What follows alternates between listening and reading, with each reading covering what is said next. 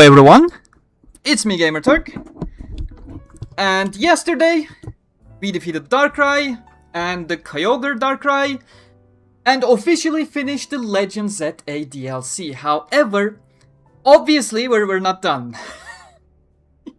It wasn't the Rayquaza that we were aiming to capture, which was unfortunate. But that means we have a little bit of a post-game at the very least to go through, which, if the excessive grind with the points continue, I am not gonna be particularly pleased about, but we're gonna find out soon. Please don't be excessive grind.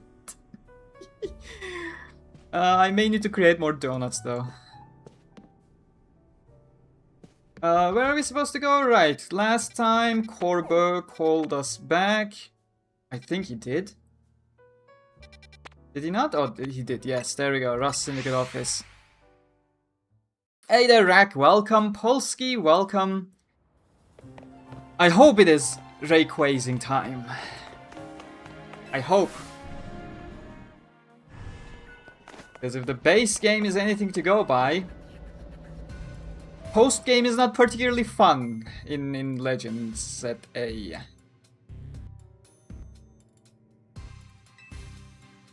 You should have just called me. We have phones, you know? Ruby and... Well, I am always happy to catch Groudon and Kyogre, so I'm not gonna complain about that.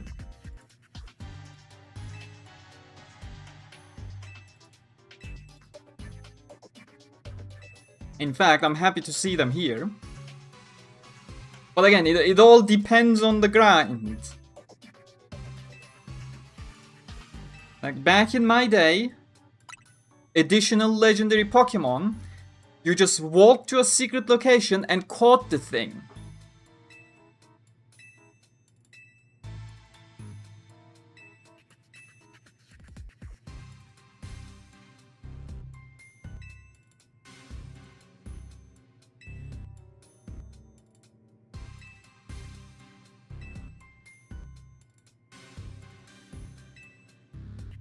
Oh, Light is from Hoenn? Really?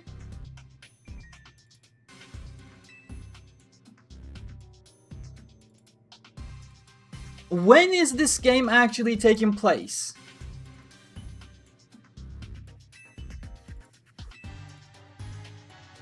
Because, like, every single time I find it funny that these are referred to as the age-old tales that go way, way, way back, thousands of years. But then again, sure, 20 years has been an incredibly long time, especially if you played the original games when you were like 8 or 9. But that's still 20 years ago. It is not older than that these Pokemon have surfaced. Though maybe in the case of Ruby and Sapphire, that might have been like suppressed in terms of news, especially with the Delta episode. Nobody really knew about what happened with Rayquaza and Deoxys. But then again, didn't the Looker people unearth some of that footage from a satellite recording or something in one of the Origins or Generations or whichever one adapted that? Maybe he wanted to see your face. Aw, Corbo is nice like that, yeah. That could be the case. Working on a project, interesting. With Hachi. Say hi to him, by the way. It's been a long time since I saw him.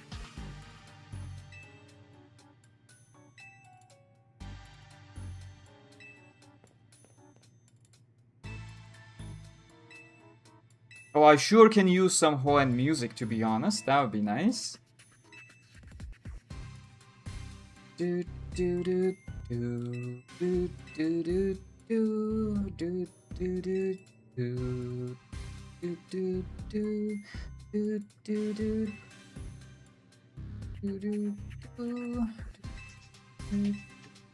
Can we actually have Zinnia back in the games, please? Like, we need more crazy people.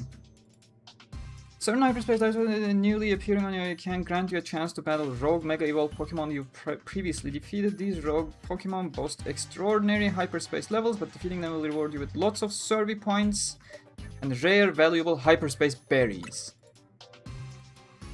So the grind continues, eh? Hey there, GGTT. Welcome. How you doing? How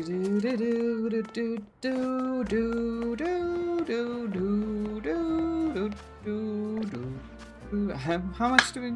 70k. Well, if those things are given enough points each, we may as well do that. Here's one. With something we didn't even encounter yet. Is that Slowbro? That does look like the Mega of Slowbro with the giant shell and the head on top. Yeah, that's probably Slowbro. Level is unknown.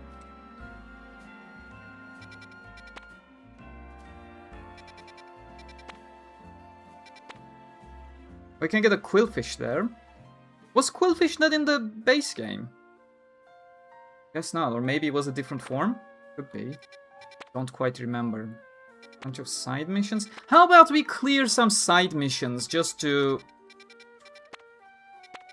like, side mission hyperspaces, just to clean up the map. Because they persist if I don't engage with them, and they clutter the map.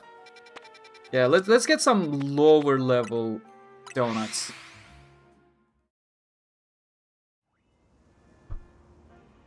Hey Bandit, welcome! He didn't know you were streaming, told him I. Nice.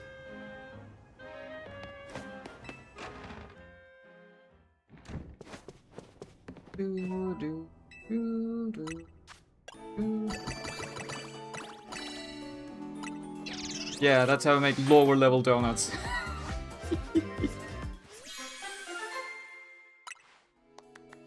Only 2 perks! That's a 5-star donut, mate! We resist against rock and we got defense power. Resist against rock. I can't use that against Groudon, can I? Groudon is ground. It shocked me so much back when I was a child to learn that Groudon was not a fire type. Like, that was a full-on revelation. I never even checked the Pokédex entry. I thought I was doing fire damage, like the stab damage. But turns out I was not. So my entire childhood was a lie. I learned it during Oras days, Omega Ruby Alpha Sapphire days. Why is it red if it's not a fire type? Sure, brown would make it look like a giant turd, but that's the color of the ground. You can't do much. Kinda landlocked to that option. Unentirely intended.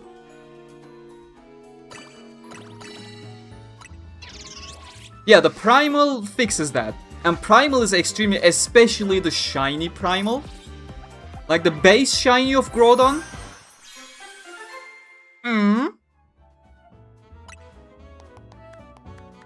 But like, the shiny Primal Groudon.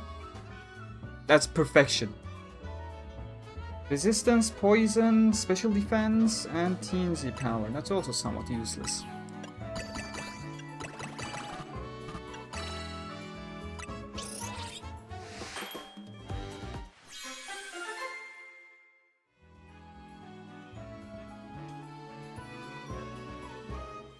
And it sets up Sun, so it gets the same boost it would get from Stab? What do you mean? Does the weather boost not stack with the Stab? I thought it did. Am I wrong? Catch power, flight, Humongo power, and counter power. Okay. That can be useful depending on the zone. We just need an auto berry maker at this point. Like something that uses your top level in a descending fashion. Water move. Oh, that is perfect. If I'm going in with someone attacking, sorry, a battle zone or something, that is gonna make my Feral Gator quite unbeatable. That's physical attack as well, so again, Feral Gator benefits. When I get Kyogre, I'm gonna put it in my team. But this is not gonna help Kyogre as much as it does to my Feral Gator because of that physical attack bonus. It's just a one-time donut. Why am I overthinking this? Just keep making donuts. I don't think I filled all the baby slots. It does. I'm saying that normal Groudon Setting Sun means it gets 50% damage bonus to fire moves, the same as a fire type used when fire... Ah, I see. So that part matches. Poison Catch, Encounter, and Candy. What do you mean, item power candies? Isn't there only rare candy? Are they talking about some different candy? Item power candies. Legends at A. What does it do?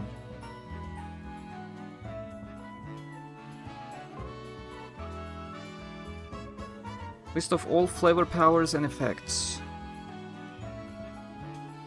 Item power candies.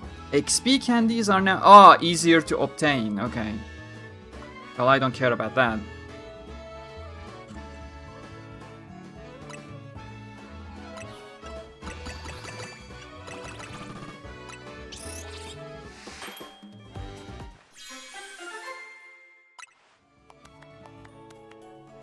Alpha power and more coins. We're really digging the bottom of the barrel with these candies. Sorry, donuts.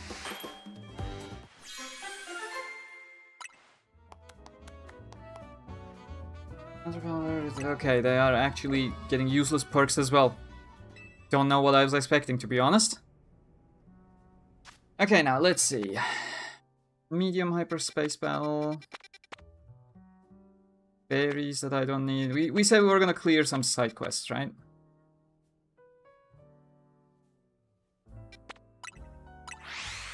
Let's do that. Clean up the map a bit. And they give a bit of survey points at least.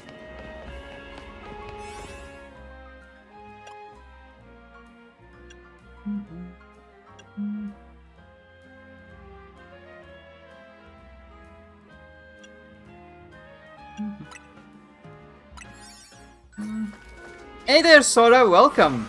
Did you change your name a bit? Pretty sure it started with Sora.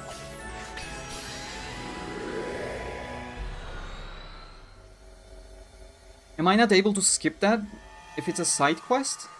Like I hit plus, but the prompt didn't even come up. Where are we? Just on a random roof.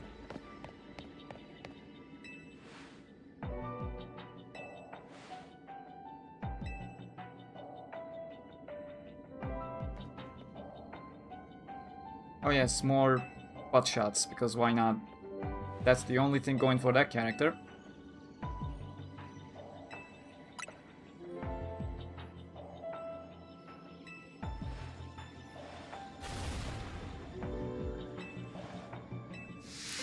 Are we just fighting them? Is that the side quest?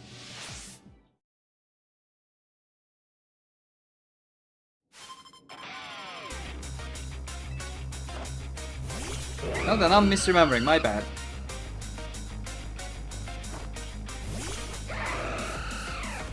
Oh, why am I starting up with...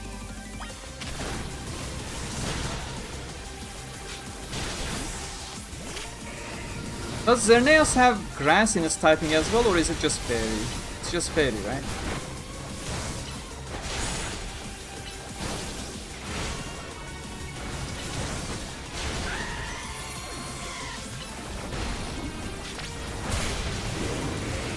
Oh no, Feraligator is burning, and I can't open up my menu because...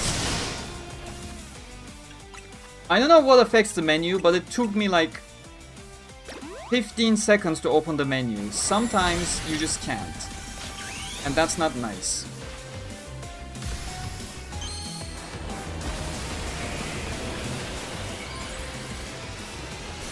I'm waiting for the arc to... Just a second. Bad timing with the battle.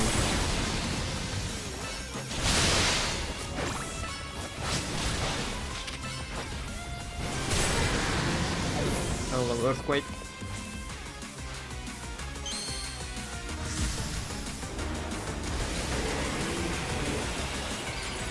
I will read that right after battle. It's a long one. Good, we got Mega Mind. And they'll go Mega as well.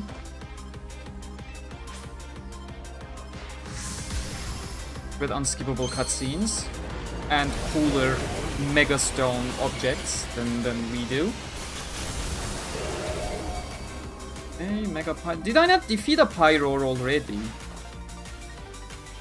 I guess he was the other guys.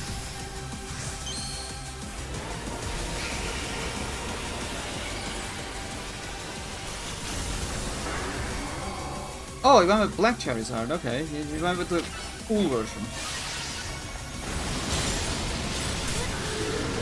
Holy shit, we got nuked.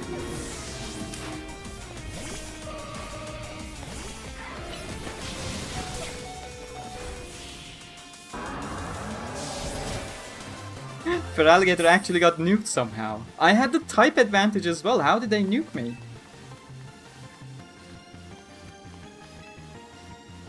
Okay, I'm waiting for the arc to end to start reading, but I need spoilers. How is this random girl this much of a problem threat to Kirito and the gang? He literally fought against soldiers in Alicization. She is not a random girl. She is the Axel World tie-in at this point. So she has to look impressive. The problem is...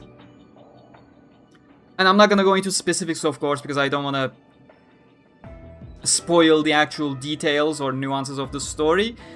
But she's doing everything in such a roundabout way that it just comes off as she has this magically extremely strong advantage, but she just loses in a split second because, wow, she just pushed everything to such a length that it was impossible to such a complexity that it was impossible to make it work in the first place.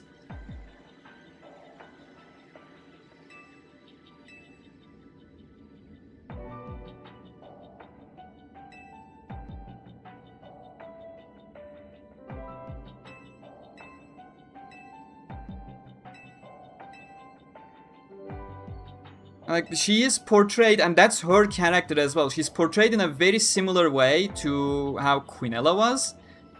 But the problem is, Quinella kinda had the build-up and backstory to be the person that she is before you even encountered her.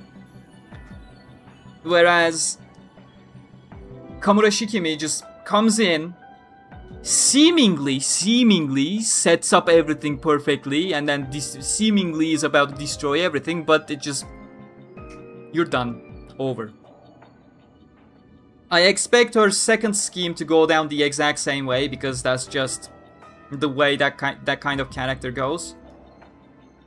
Just doing a lot of extremely complicated and convoluted plans that leads to nowhere, and part of it now, as of Unital Ring 8, actively contradicts established information from the Alicization saga.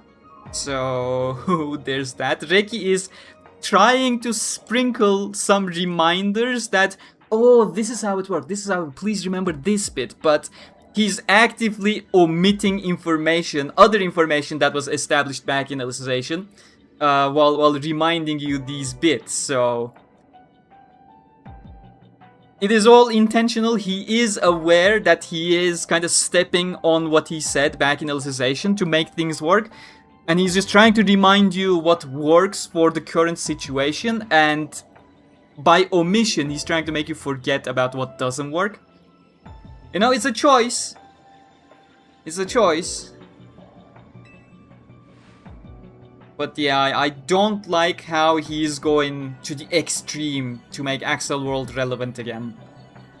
And it seems like the story is not serving its own story, but rather making Axel World relevant at this point, which I do not like. A lot of random things are happening just to bring Axel World into the mix.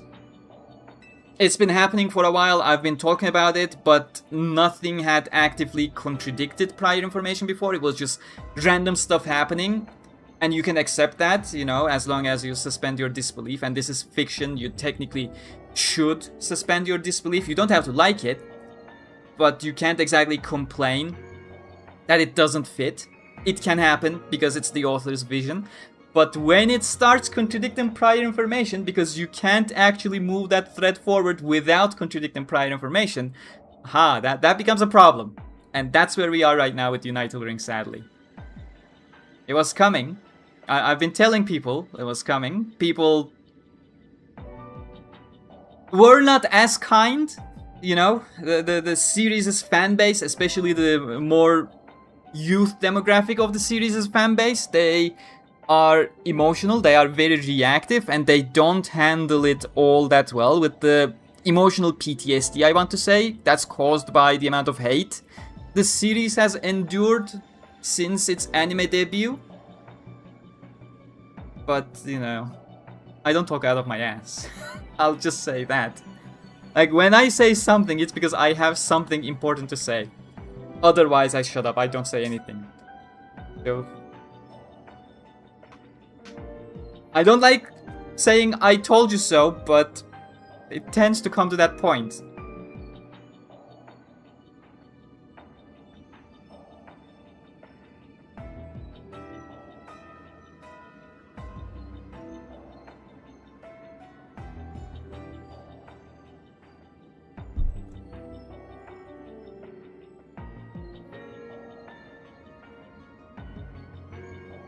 I remember Kirito fighting the literal Grim Reaper in Alicization. I think you're referring to Subtilizer, I imagine?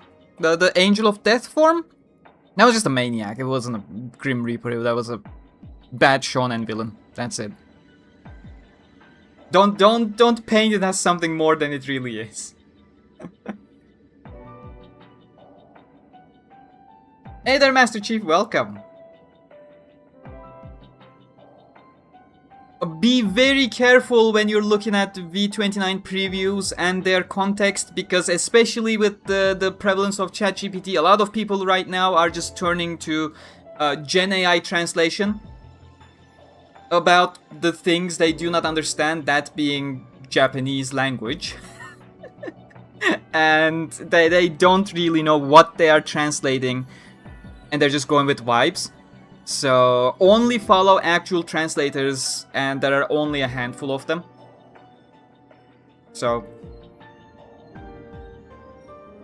don't go with the hype beasts.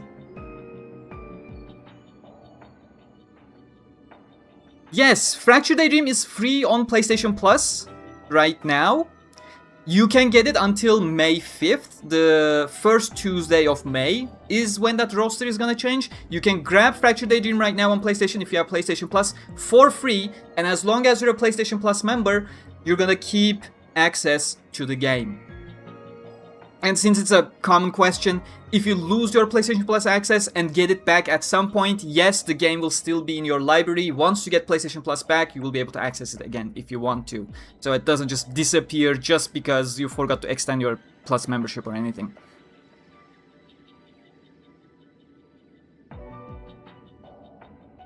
Thank you, Anil. To you as well. Appreciate it. How is the audible versions of SAO? Anyone tried them? Audible versions are from Yen Audio, so that's specifically the audiobook version of the books. It's not just some machine reading of the book. So, strongly recommended. I even had Yen Press gave me a review copy of Volume 1 when they were first launching the initiative. It was really good. Bryce Papenbrook, I'm not a huge fan of in the anime because of the anime voice direction, and once again I was proven right, it was the voice direction, not the voice actor, because he has done a wonderful job in the audiobooks that I have listened to, as I have expected. You know, the voice actors are incredibly talented, but they can only showcase it as much as the voice direction allows them to, or wants them to. I'm not gonna get into the voice acting industry for anime in the US. That is an entirely different rabbit hole, but they are strongly recommended. Moon Cradle, I believe, is the part 2 of Moon Cradle is also coming out in May 10, if I remember correctly. We checked that literally yesterday. So we have the 20 volume long established audiobook section with the actual voice actors. Bryce Papenbrook is there, Shera Millet is there, Asna's voice actor. At some point, Subtleizer's voice actor comes in. I believe some of them change here and there as well, depending on the story. Very much recommended if you have no time to read the actual books yourself.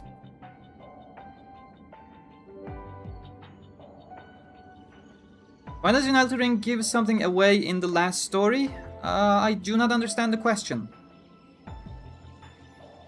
Do you want to ask in Turkish, maybe? I'll translate myself and respond. I'll translate for everyone watching so they understand as well, and then answer the question.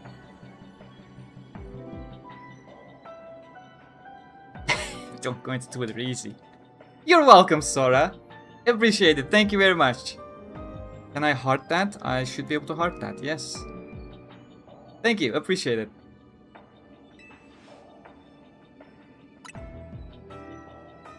I mean, any more questions, more than happy to answer. That's what makes live streams fun.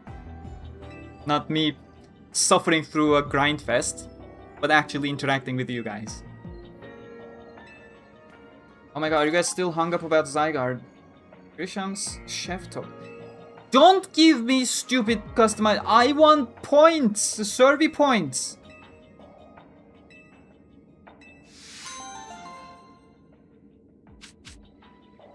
$100 mega shards it gives me additionally.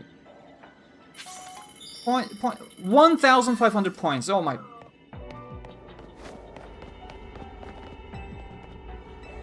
Not helpful, guys.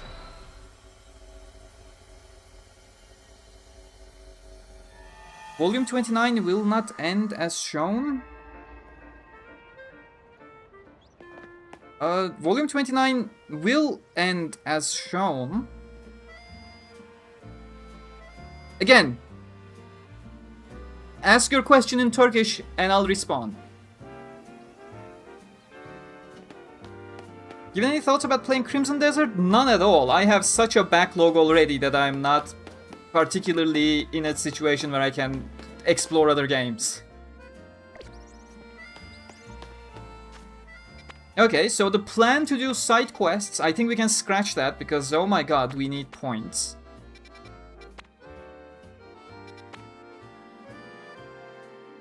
Fight type, dragon type. We can do that.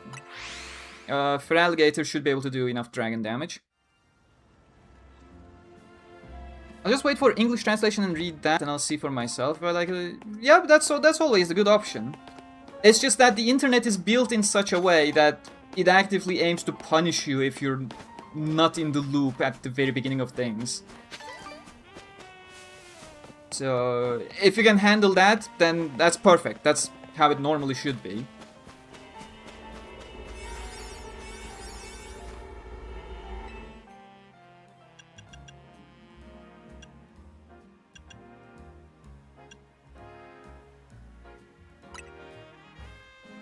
Just randomly enter, that's fine. Do you have a shiny Amora? I don't think I do, no. I have a handful of shinies. I have a shiny Staryu. I have the shiny Mareep that you get from one of the side quests. And I think I got one or two more shinies. I have a shiny Furfrou, which looks extremely cool. I really like that shiny. You know, anything that turns something white into a full-on matte black. I'm like Batman. I completely approve that. Shit.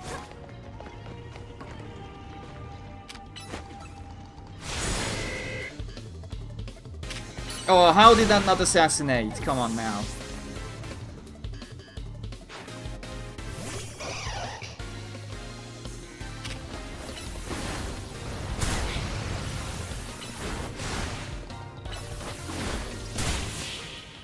Takes a fair bit to defeat fighting types. It's gonna be a problem. Yes, give me berries, please.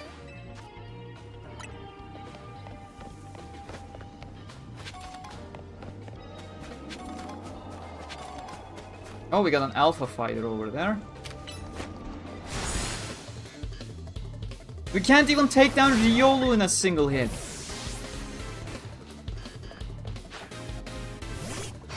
Feelings.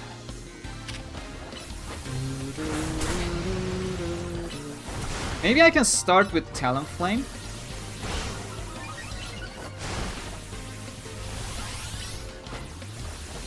I think that'll work better.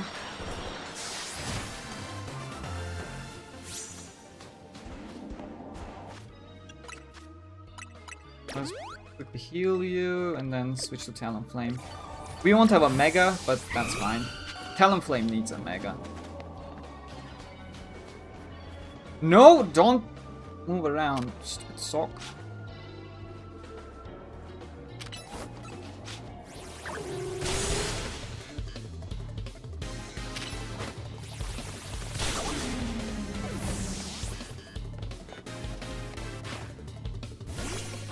Ah, Alpha Combustion, nice.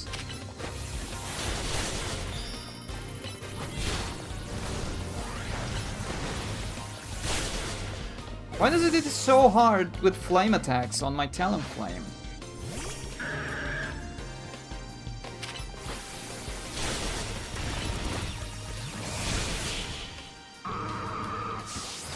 A very brave final hit.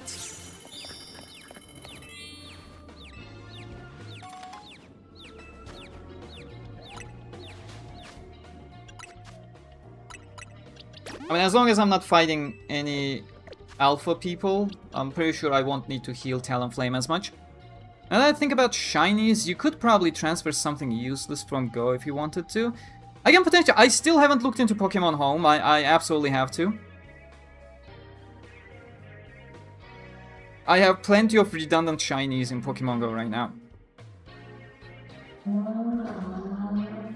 Fairy is super... Oh, thank you. Sure, we can definitely go Gardevoir. But I want to use my Talonflame a bit. I think that'll be good for EV training as well, at least get some stats up, because I did play at least 30% with Gardevoir, 70% with Feraligatr, and pretty much 0% with any others. So going with Talonflame a bit, I think that's good for training. I think EVs still exist, right? I'm not just hallucinating here. How does it transform the story? I didn't know what I was missing. Are you planning to add Eoline and Kirito to the new profile? Which profile are we talking about? The way Unital Ring transforms the story is that all games are now bundled into Unital Ring. None of the other games work.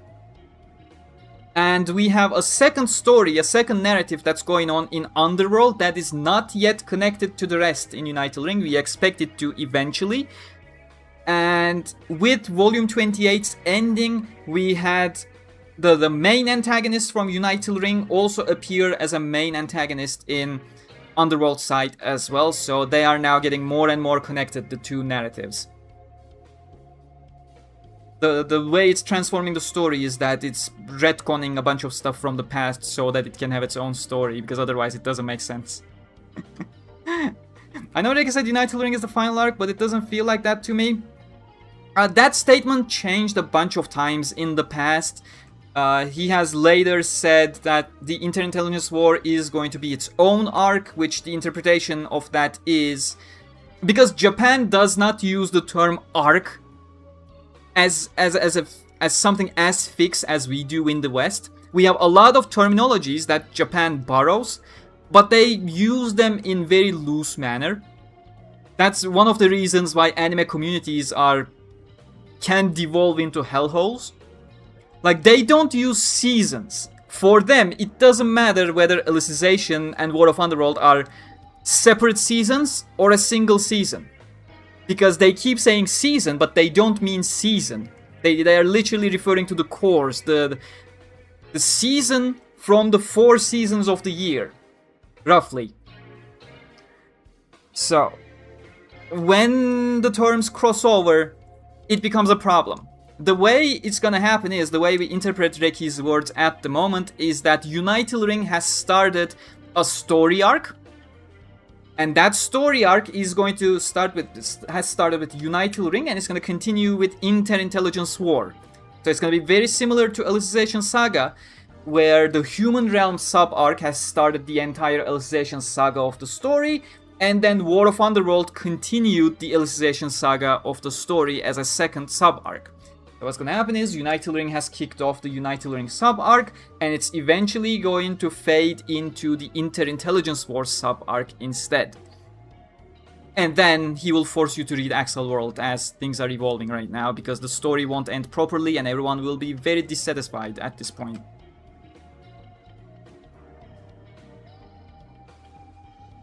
Sadly, that's more and more where we're evolving.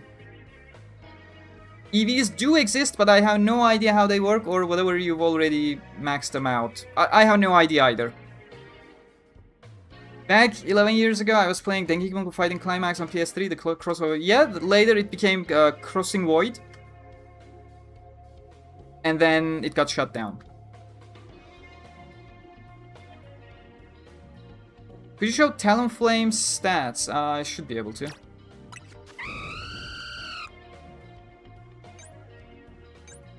I think this screen is EV's. Because the game doesn't describe what the two screens are. Why? Why?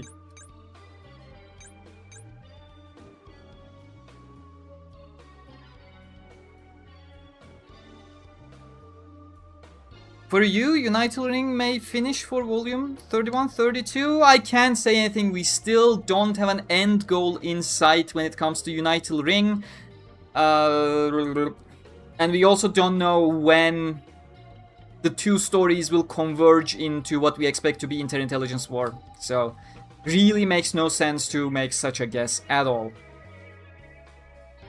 Especially with the amount of random things happening. Did my camera get cut off at some point? No, it did not. Good. Doesn't look like it did, at least. Apparently my phone was ringing.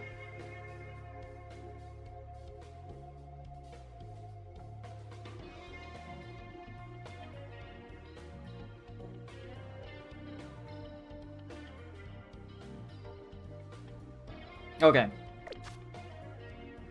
Hey there, Jay. Welcome. How you doing? Let's continue. Let's find more idiots to defeat.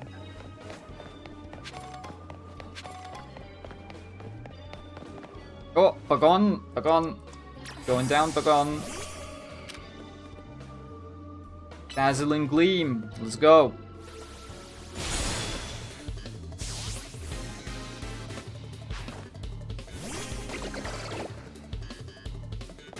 Oh, I thought it spawned in the lantern. That would be funny. No, no. There we go. Is it weird that I love SAO and don't like Axel World? No, they have different approaches to story, different characters. It is normal to not like one and like the other. And you know, it's fine to like both. It's fine to like neither. That's opinions. Perfectly fine.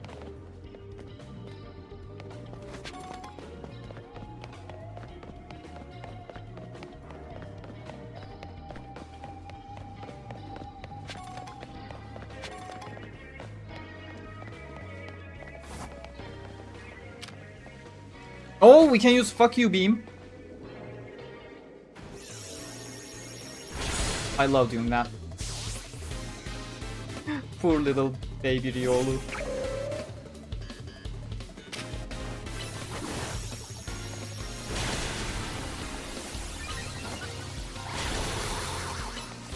Did it just survive the last hit? I think it did.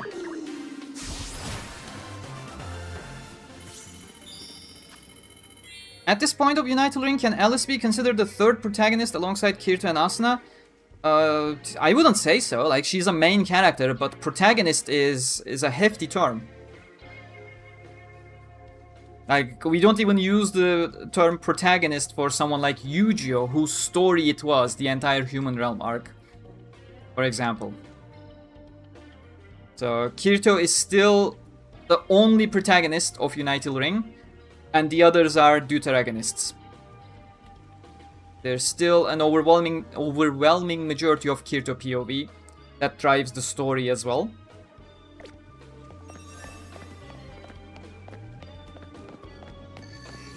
Okay, let's find the bonus ball. Switching to Talonflame, of course. We should get up on a roof somewhere.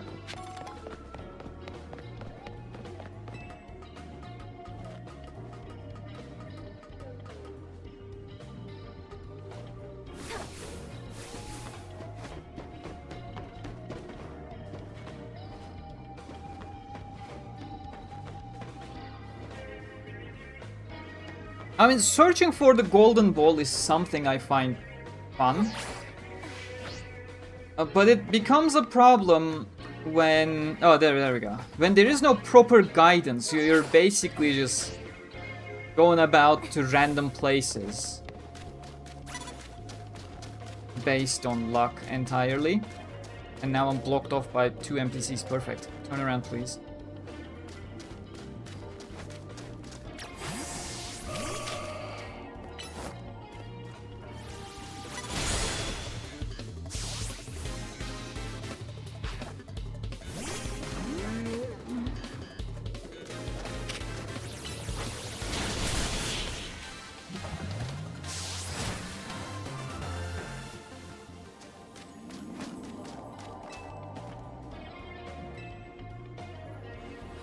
I mean, deuteragonist basically means secondary protagonist. So, if there's a word for tertiary protagonist, do let me know. You can definitely call it a third protagonist. As long as the implication is not that they have equal amounts of protagonist power. Protagonist power. The protagonist weight, I guess? Protagonist ratio.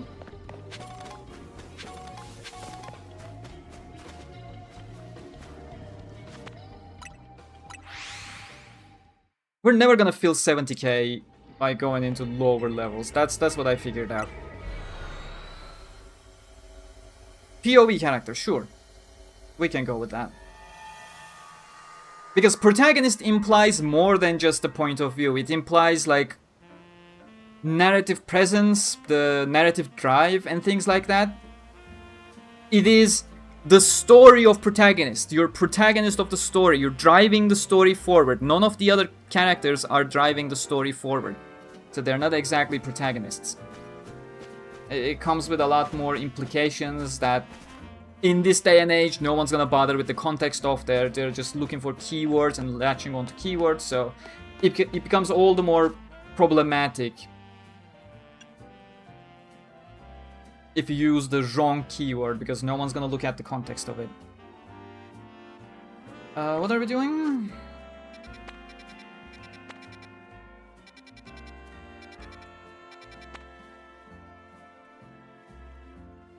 Mega Slowpoke. The problem is, I don't think I can...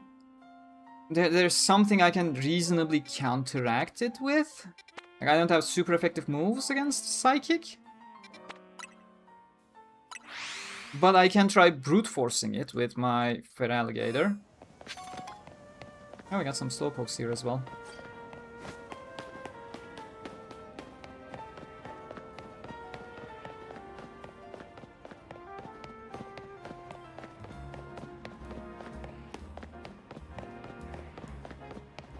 The internet is terrible today. Anyway, your Talonflame is almost fully trained. Its stats can increase by maybe 2 points. Unfortunate. Yeah, let's see if we're gonna get pummeled.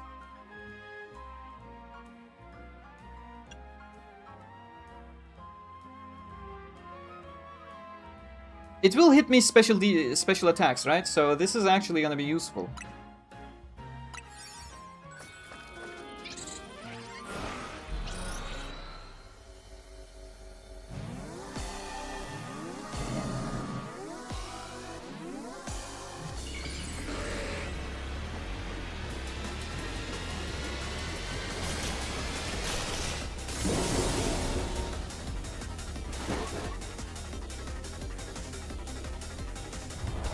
Oh, I'm alone this time.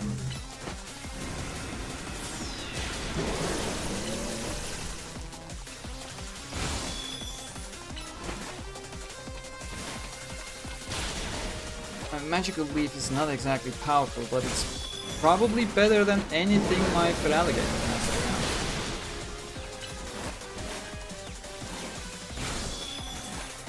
now. I'm still curious, does Confusion actually do anything in this game?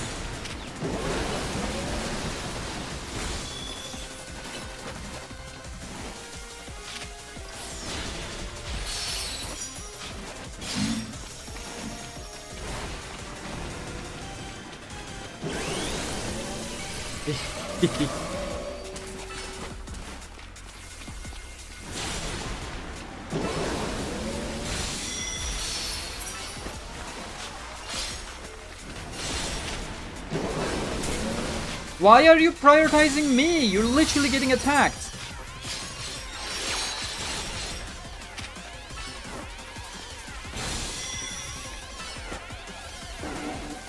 I guess Magical Leaf is hitting a little less as well because it's not a stab move for my Gardevoir. Oh shit. Yeah, time to get a heal. I need to buy more full restores at this point. It's not looking good.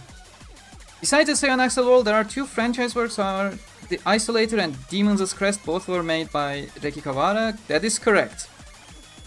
Technically, SAO is also separated between SAO and Progressive.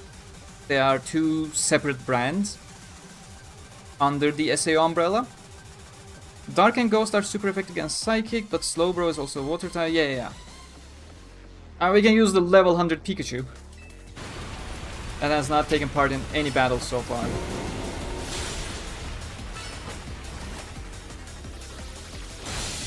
I think we're doing good on time.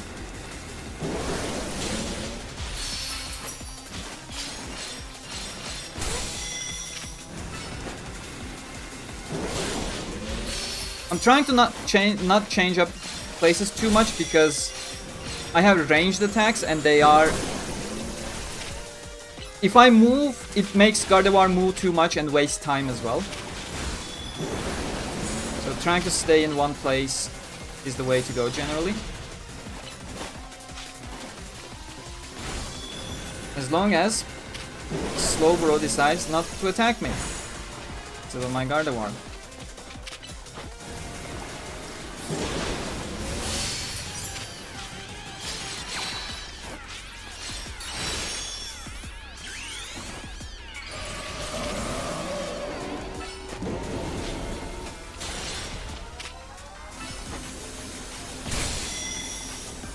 Please stagger. Nope.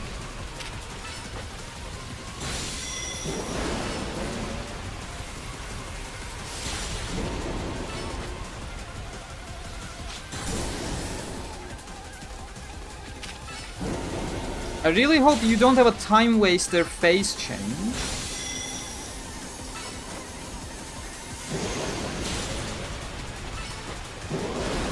So far we are doing well.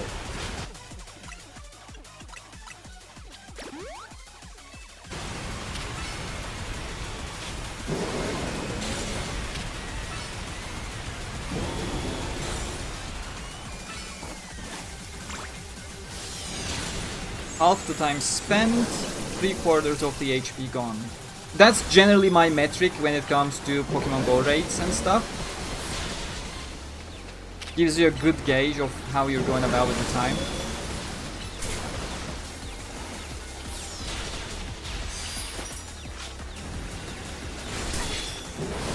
Oh.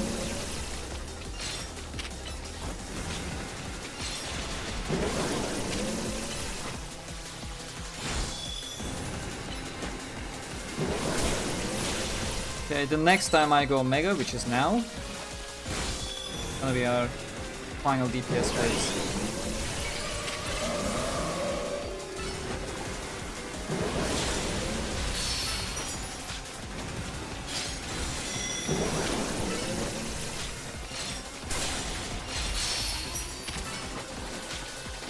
Oh, it got stuck in its own hitbox. That's a shame. Oh, we got charge up incoming, I guess? Come on, Magical Leaf, stagger it. Why can I never stagger it? Does it have to be a stagger move and not a effective move? Oh, Gardevoir's gone. I haven't been paying attention, to be honest. Oh, we got Crunch! Crunch would stagger as well, if it actually lands.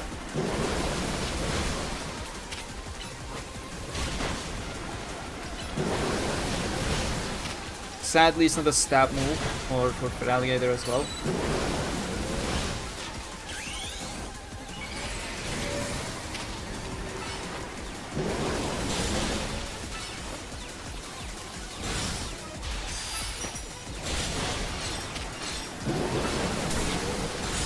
There we go.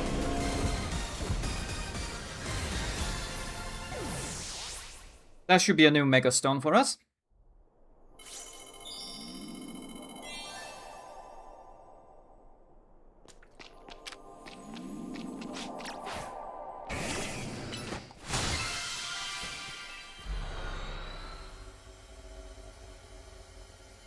Am I not gonna see what kind of items dropped from that ball? You're just gonna chuck me out without telling me? Oh, now we get it.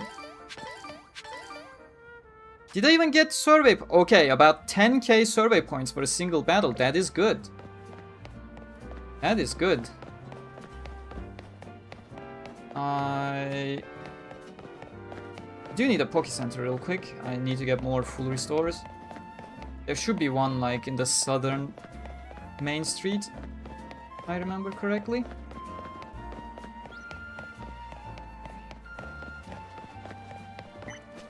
Wait, I don't even know where I am. Why am I trying to orient myself based on the tower? Okay. Over here, there's one. I was lucky enough. The stream became at least 30% more fun since I've started imagining you as protagonist doing vlog live streams from Lumios City, ignoring battles.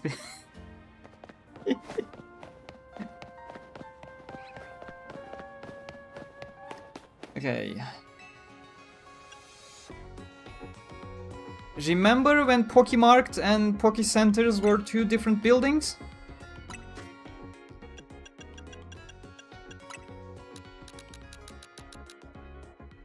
Yeah, I'm rich.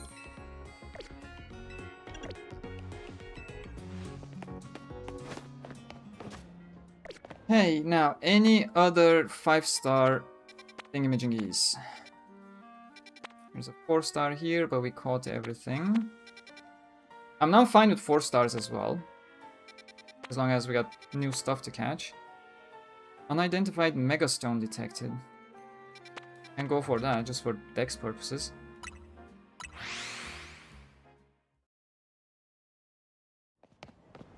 It should be fast, it's a 1-star, right? What could possibly go wrong?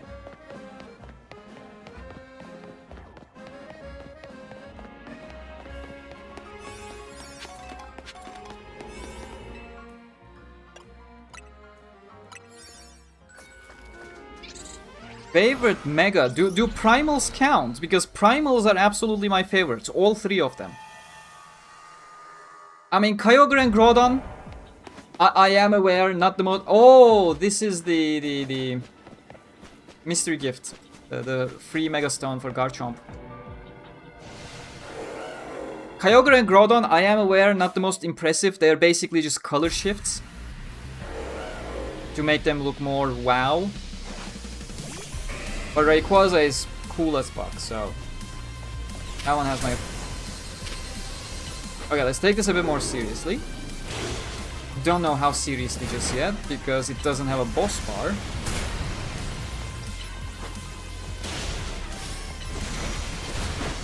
But it's still doing a decent amount of damage.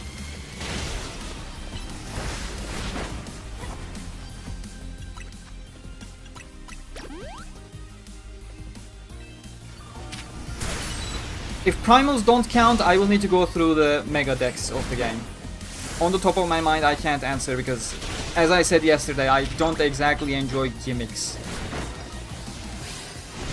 And you know, Megas started as gimmicks, and then luckily they were able to establish themselves into full-on mechanics.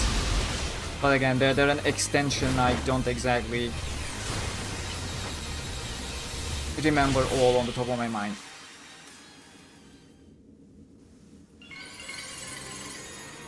Thank you, Master Chief. Appreciate it.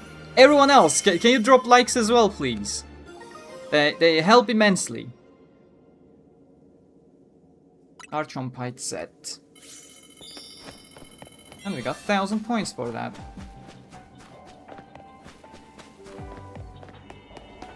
I'm more sad about the donut I wasted. We're literally going out after 20% of its time was used. Take care, Master Chief. Appreciate it.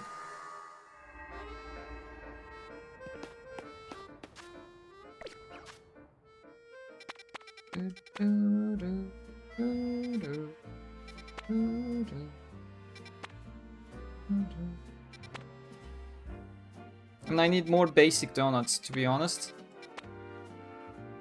Or I can just find a bench, skip the time, and go into a high tier again.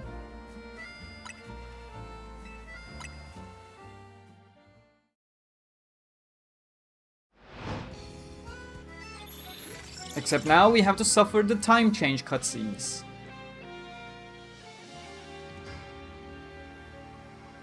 Absolutely beautiful bench. Never seen a better bench. Let's see, do we have a 5-star spawn? Do I have to keep refreshing for a 5-star to spawn?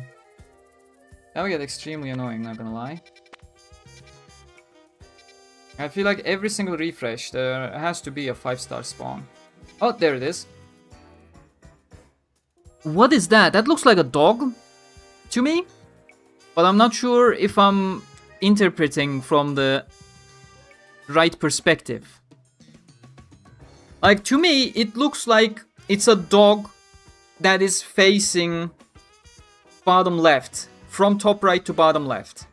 So it has like a nice large two-tail in the back on the far upright. That looks like a stupid dog, though.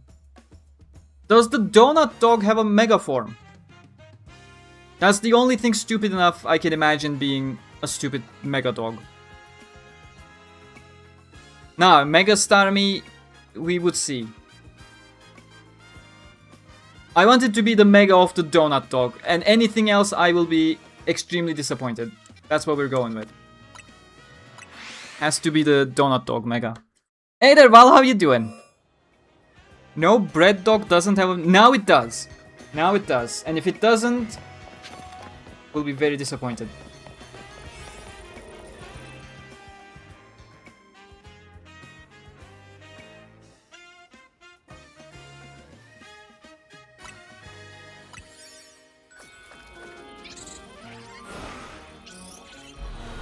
Let's see what it is.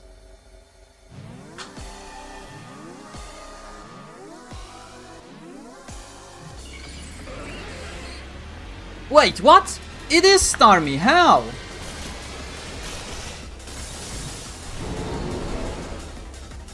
But we have Mega Starmie in our decks. I mean, good news is we can just crunch it.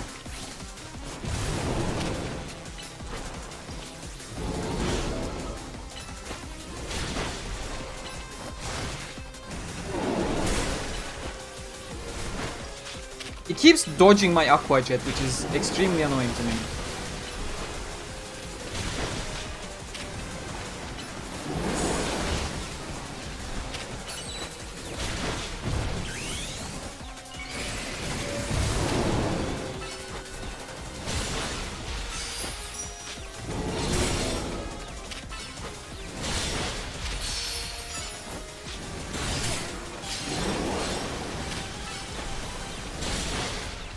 Oh my god, look at the amount of damage I'm doing. That's actually beautiful. The thing is, I went in with defense boost and Starmie does special attacks, so that was a waste of a donut. I really wanted this to be the donut dog mega.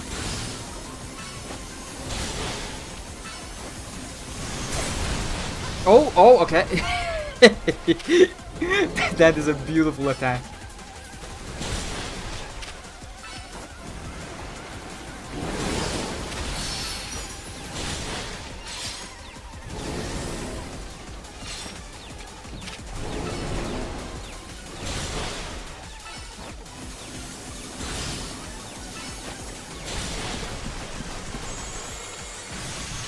Oh! Oh, do I need to dodge again? Yes.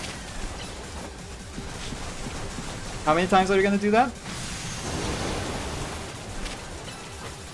3. He's going for 4. Going for 5. I mistook my dodge button, which was quite sad.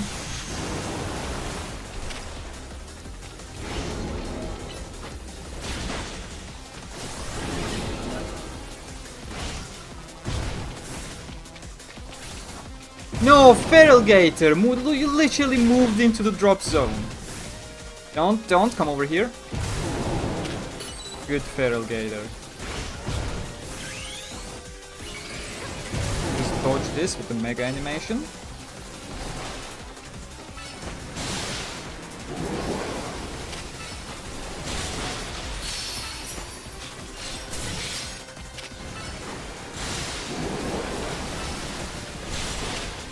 Go for alligator, we got this.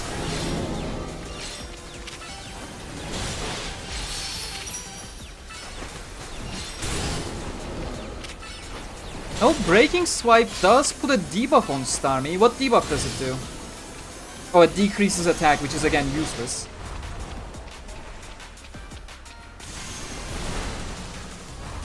Because it's a special attack Pokemon. Are you gonna run at me again? Yes. Yeah, I think it crashed to the wall. I think that screen shake is when it crashes to the wall, which cancels out the attack.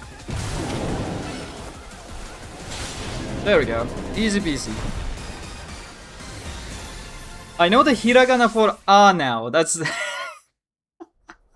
that's a start for sure. Is it fun? It was extremely fun for me learning Japanese at the beginning. It was frustrating because of different syllabary, of course. But you know, the experience overall was fun.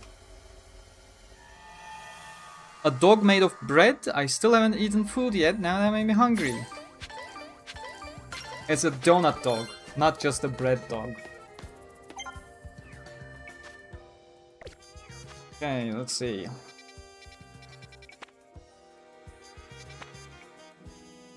Who keeps calling me again? I think that may just disconnect my camera.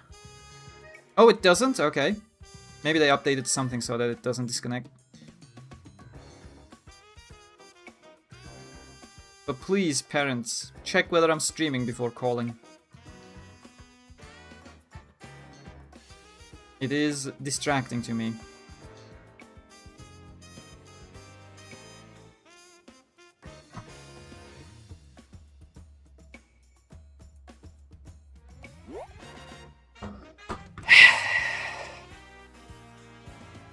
There we go.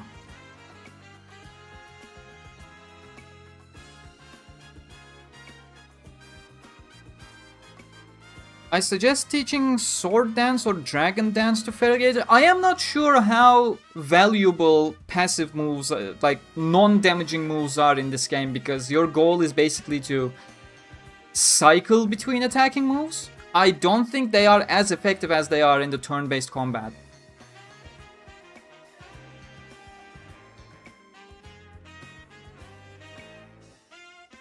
Oh, Starmie is a physical... Okay, good, good. Good to know. Every day I'm learning something... A bunch of things, actually.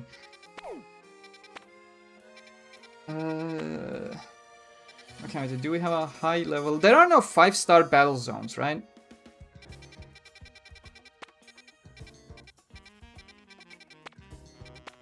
Don't think there are. Let's find another bench.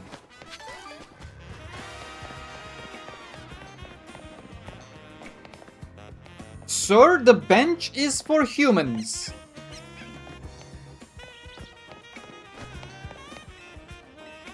I think that was a woman, though. Yeah, that's a woman. Hey, Simo, welcome. How you doing?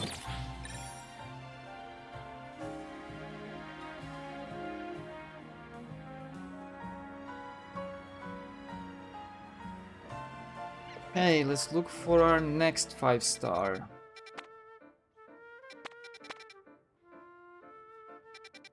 It's up here, and that is... Is that Victory Bell? Is it just not showing any Mega Pokemon? Because I'm pretty sure we got Mega Victory Bell. Oh, I can't go through there.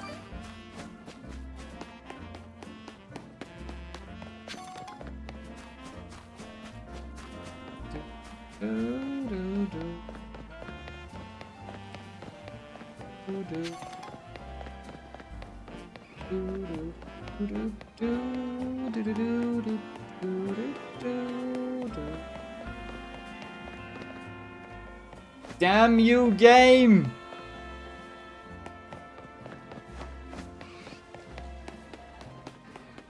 I clearly need an elevator. But there are no elevators around. Am I supposed to jump across the rooftop? Don't think so. Maybe the scaffolding to the side actually reaches the top? Oh yes, it does.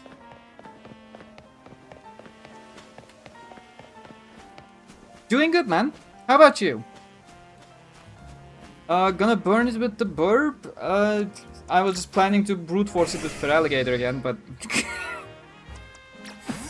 sure can do.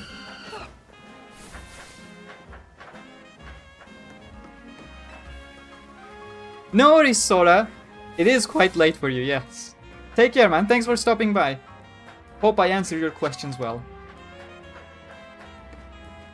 Always tough going between spoilers. Without spoiling too much.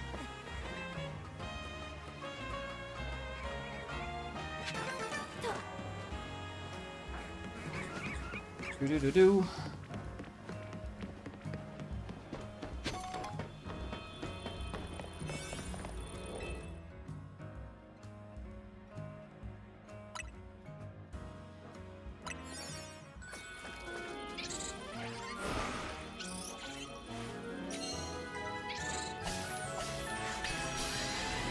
Yeah, the repeats should really not be hidden like that. We know what it is, just tell me.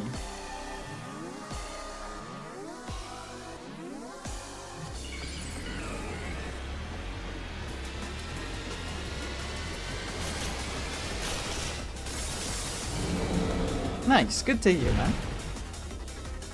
Yes, it is indeed Mega Victory Bell.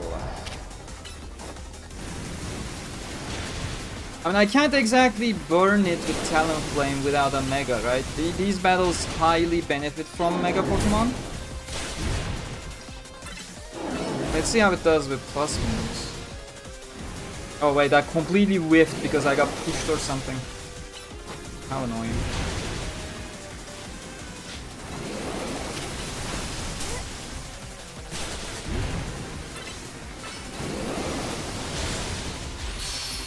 That's good enough. How would Brave Bird do? Does it increase the recoil as well?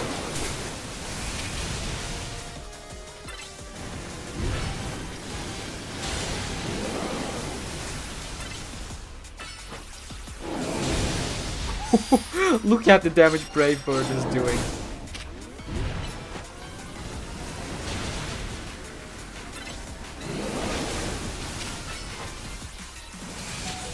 I mean, if it wasn't for the recoil...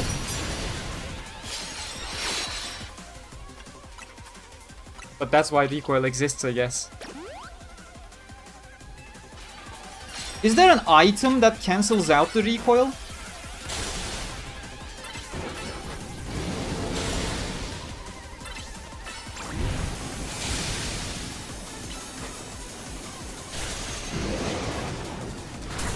Ow.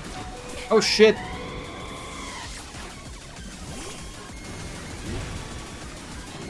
Gardevoir has some attacks that are effective, right?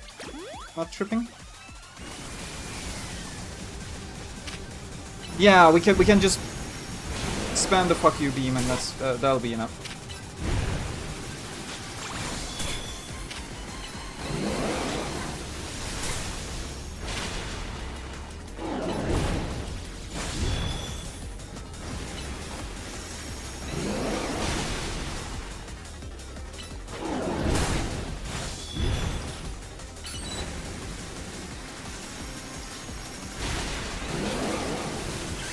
I think that'll be a lot easier.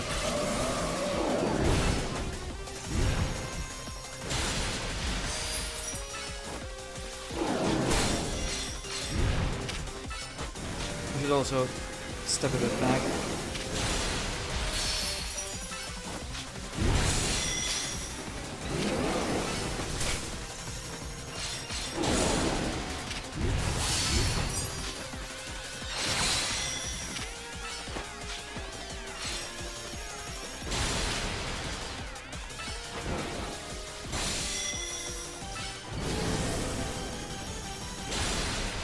Oh, during the animation it doesn't register any damage. That is sad.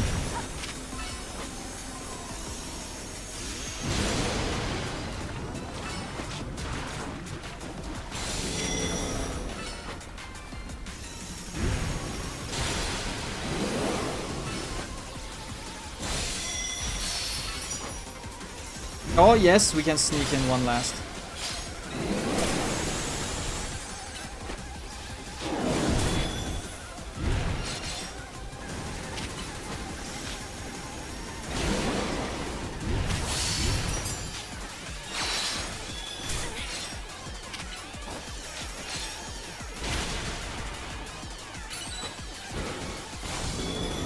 With that, we mega and we finish this.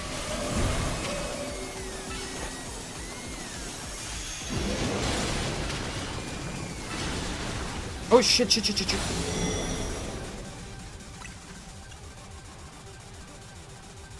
Gotta say, you got me good with Hollow Nexus.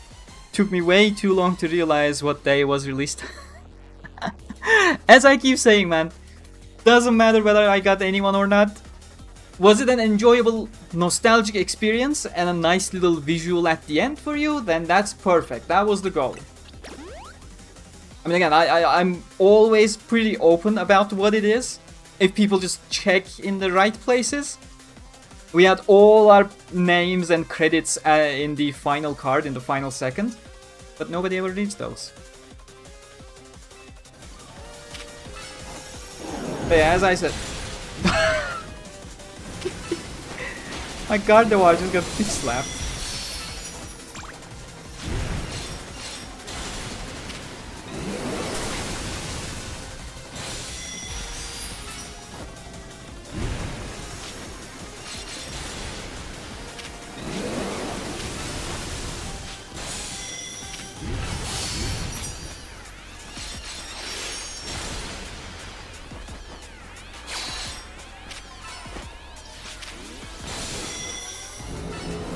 Come on, land the hit, and we're done.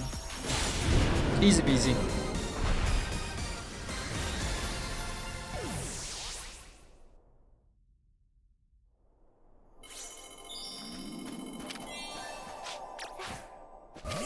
Okay, we're almost at 40k, we're not doing so bad.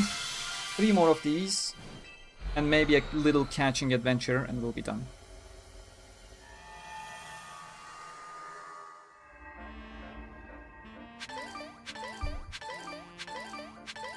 Hiding the credits at the end is pretty sneaky. I mean, do you have any better place to put the credits in? And you know, you gotta think of it this way as well. It is something that I want people to enjoy naturally. That goes into factoring in as well, like how I go about it. Because if I make it clear somewhere at the beginning, people will watch the thing with a different mindset, and they're not gonna be able to enjoy it.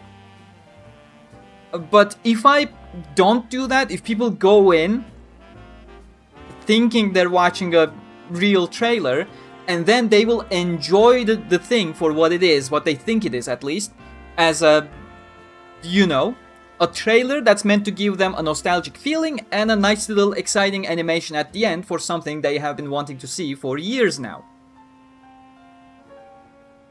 You make the choice.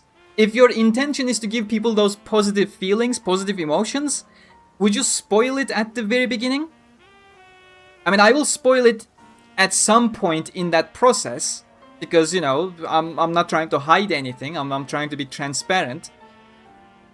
But I want to let people enjoy the thing first, and then tell them, hey, this was a personal project done by us, we hope you enjoyed this little gift that we have prepared.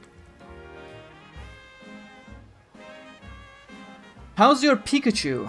I don't know. It hasn't been out of its Pokeball for a while. I didn't get to ask.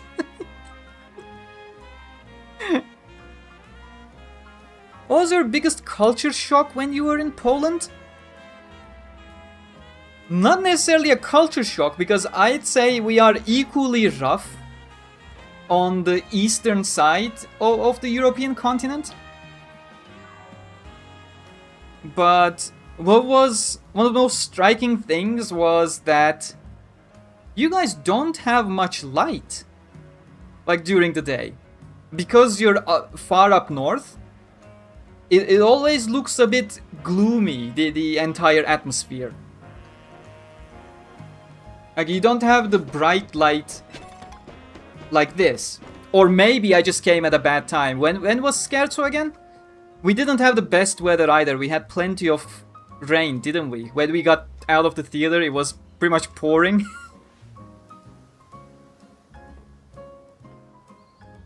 Yeah, that is part of the explanation as well, I imagine. It was more winter light. But no, there definitely wasn't anything of a culture shock when I came to Poland, I'd say. It was very similar to what I'm used to. A little chaotic traffic, long, large highways connecting everything, some suburb projects.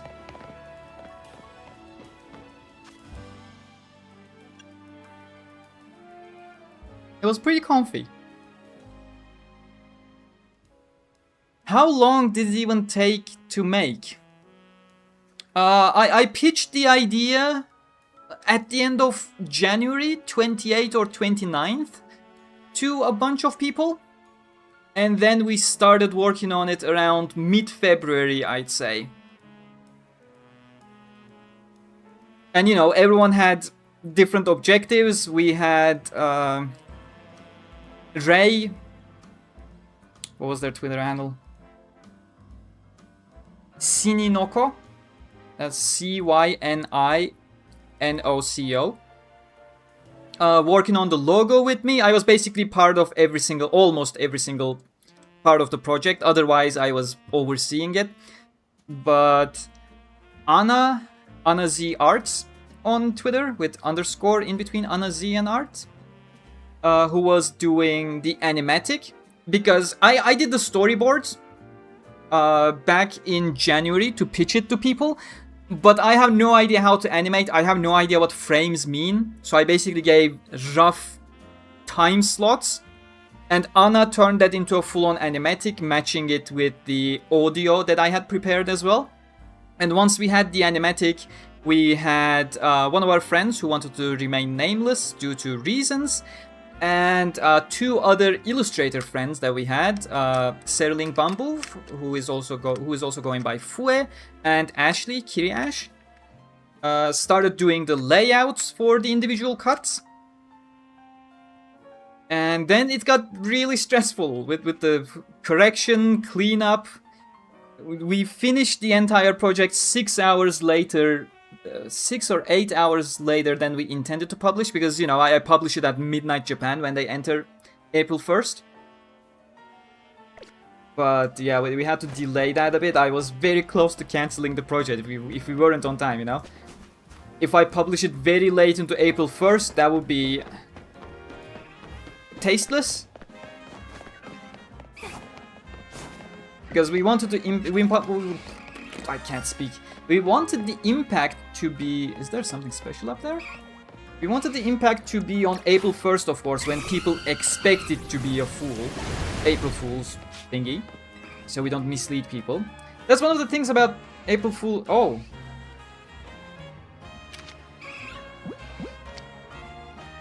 Hello?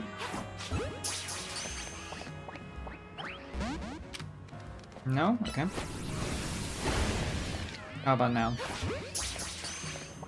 That's the thing about April Fools as well. People expect it to not be a real project, so they can also keep that in mind while enjoying as well. It's a fine balance between not wanting to trick people, but wanting them to enjoy it for what you created it as. You know, I don't know if I strike it. A lot of people are still angry. But the people who are angry are responding in such a way that makes me feel like, oh, this person is angry no matter what happens on the internet.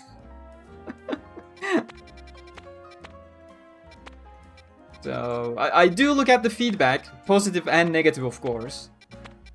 And try to look at it objectively. Not sure how well I do that, because when people are angry, they are personal insults at me. And it's kind of hard to be objective when people just throw personal insults at you as well. But the fact that they're personal insults It makes me feel like they're just angry no matter what happens. And at that point, how seriously can you take that anger? Am I rambling too much? What was even the initial question? Oh, right. When did you start doing it? But yeah, that was our process. I should probably make more donuts. I think we're out.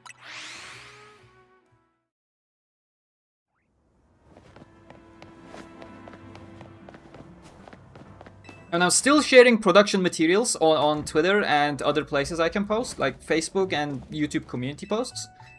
Not sure how many people the community posts on YouTube are reaching. But I am sharing a bunch of stuff if people are interested. Crediting all the individual people working on it as well, in the order of our production. Today, I shared the color direction, which was done by Huo and Ashley. And next up, at some point, I'm gonna start posting about our individual actual animation cuts. With cut 1, cut 2, and cut 3. Cut 1 is the close-up to the eye. Cut 2 is the salute and then panning over to the handshake. And then cut 3 is the final one that slightly zooms out of the final face with a full face reveal of airline. Big hole, catching power, fairy, resistance power, fire. Oh, that would be good against Groudon. But it's not gonna last until then because we need to actually use our donuts.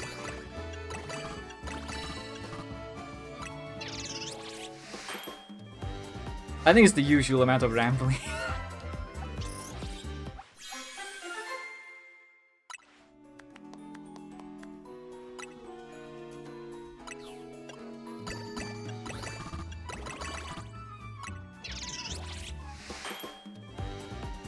No way, people. Oh, yes way. Like, it's the internet.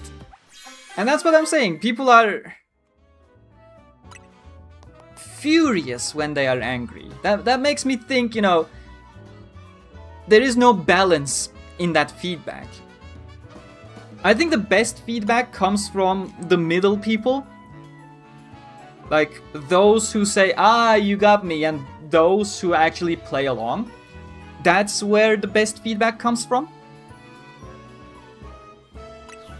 I mean, generally speaking, every single time, the best feedback often comes from the central people, if you ask me. Because the other ones are extremely biased, and you need to, like, draw meaningful conclusions from the extremity. Which isn't always optimal, because that becomes your interpretation at that point. But, like, the people who are not in extreme emotional investment, that are not going with fury or absolute pure love, that's where you can get proper feedback from.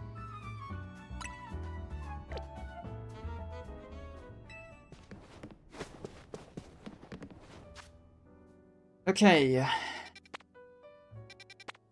How about we take a little detour, we catch those two? What is that? Is that not Havlucha? Don't we already have a Havlucha? And the other one, it's a pigeon? It's a bird? Is that not a Havlucha?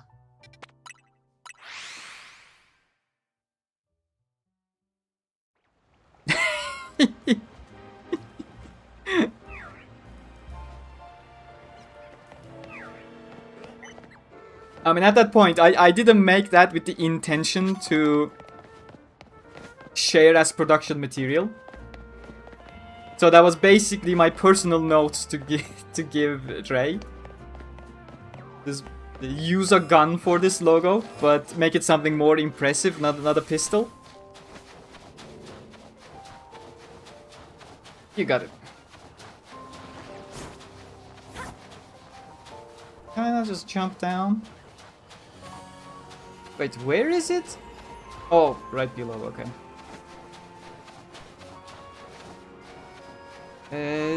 Now I'm confused. Do I go? Oh, we go from all the way from the other side, okay.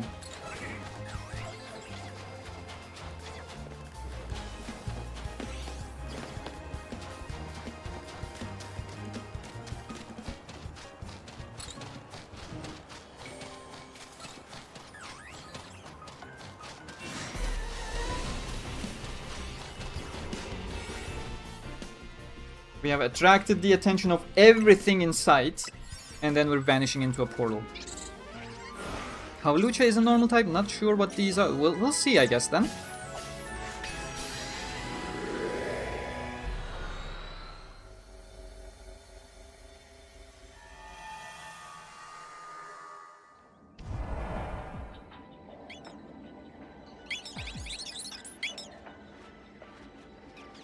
Oh, we got Starly!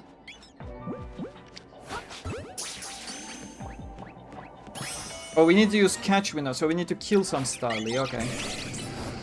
I'm sorry, guys. Please escape if you can. I don't want to kill little cute birds. No, you want to stay in combat? Okay. I did my best.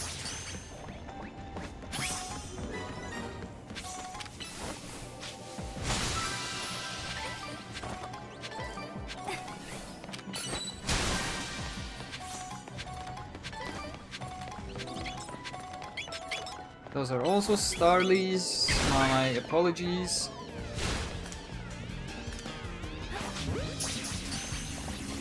I do not want to kill you all, but nothing we can do about that.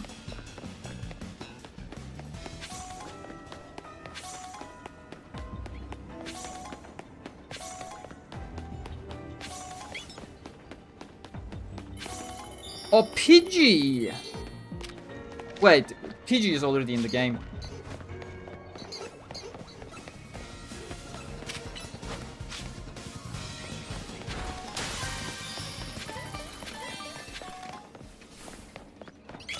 Oh, it was probably Staravia.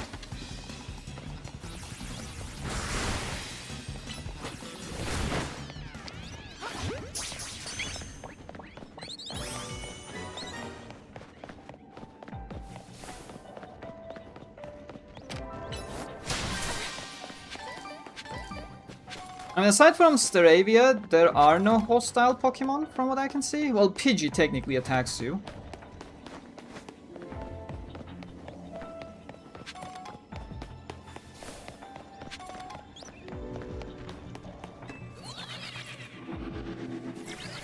I do generally stream every single weekend. That's at least the plan. Of course, the past 2 months I was quite busy with the Hollow Nexus project, so I wasn't able to stream at all. And I'm once again trying to get back into the regular schedule.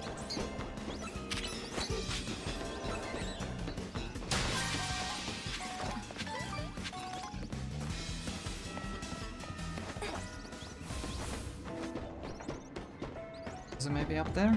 No, doesn't look like it. I'll still check just in case. Nope.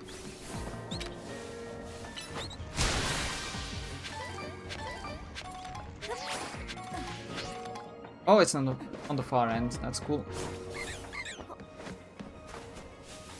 And Staravia is of course hostile, but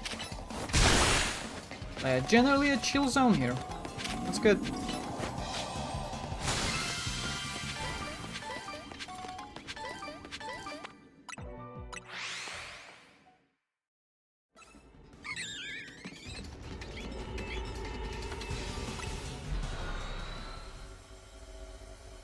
And now that should round us up over the closest round number.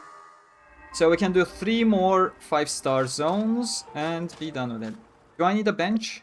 I think I do.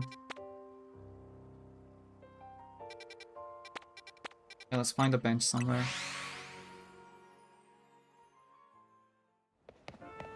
Does this count as a bench? No, it does not, because why would it? Oh, we got plenty of benches here.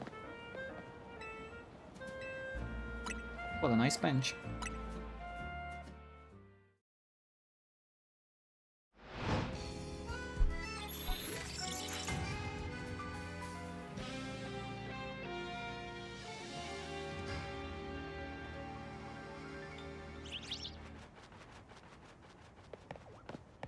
Hey, let's see.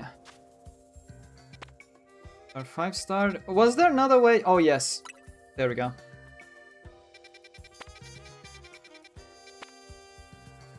Another slow bro. Bro. Literally just did it.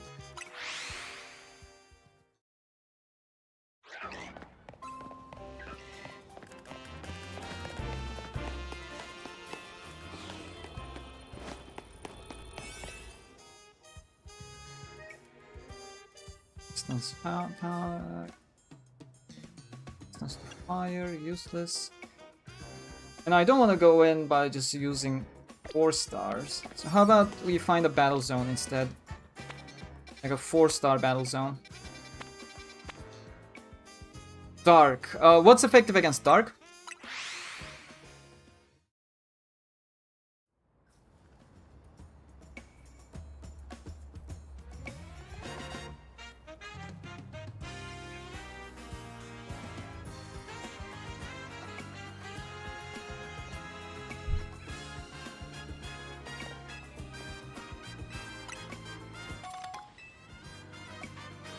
Fighting and fairy. Okay, Gardevoir.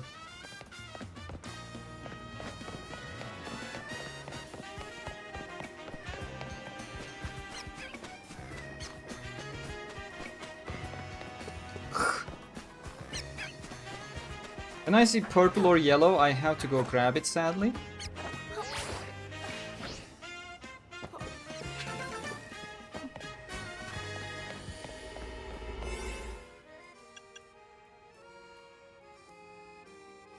Full power grass, catch power bug.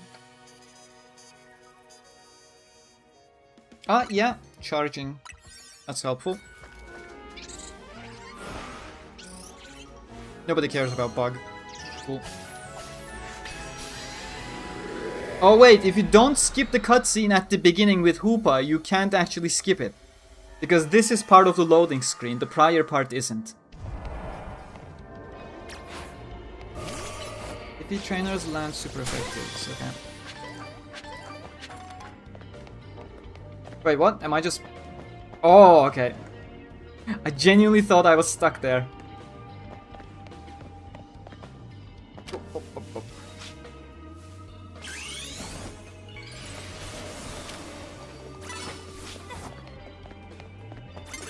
No, no, I stumbled upon the ledge.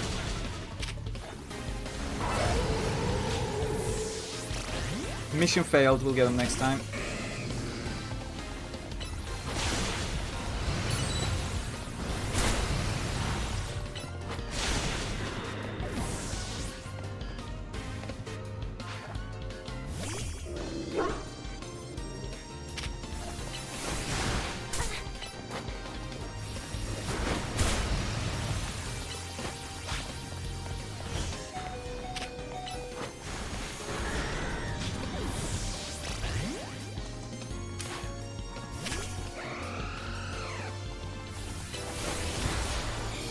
I forgot I actually have this as a fairy. What does Geomancy do?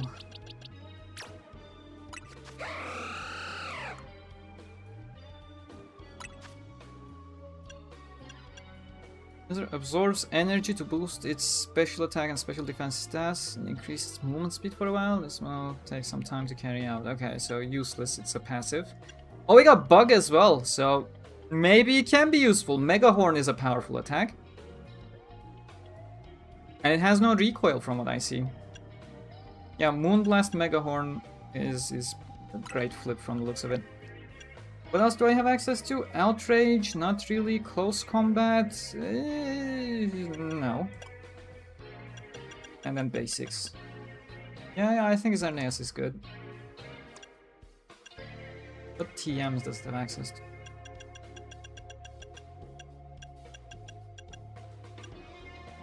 Nah. No, we good, we good. I just did not expect to lose 2 Pokemon here.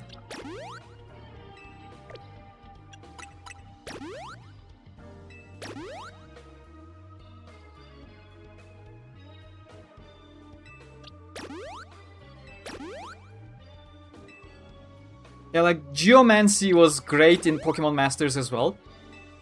It is quite broken there too. But yeah, not sure about here.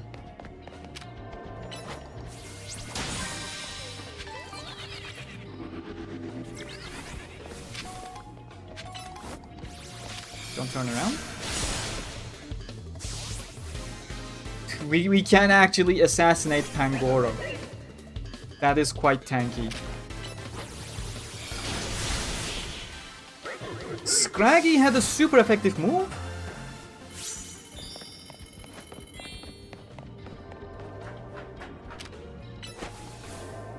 Go, go, go, go, go. Oh, it's a tracking attack as well. Oh, this is good. Who recommended me to use Xerneas yesterday? And I said, nah, we're good with Feraligatr. I do apologize.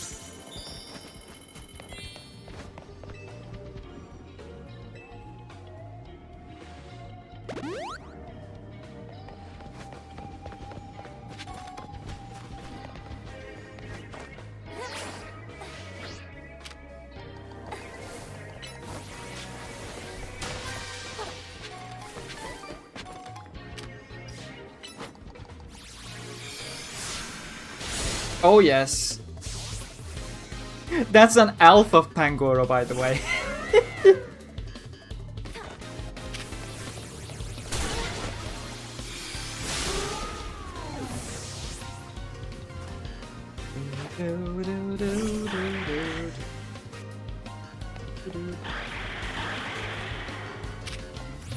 And we're not even using it as a plus move.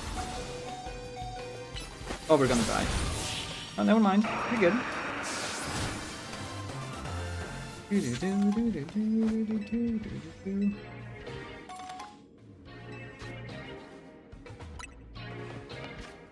Xerneas carried me so much in Pokemon Masters when I was still playing it. Xerneas and the Charizard with red. I don't know if there are any other Charizards, but I figured I'd mention.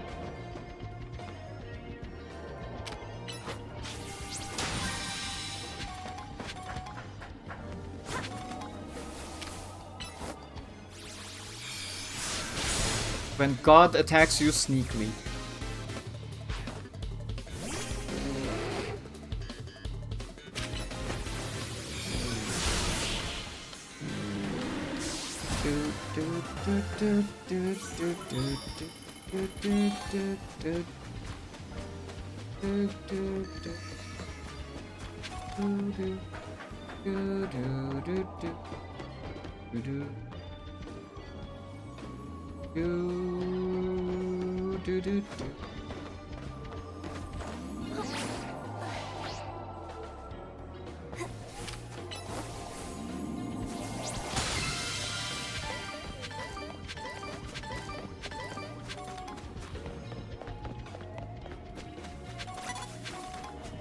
And we actually cannot get back in there, okay.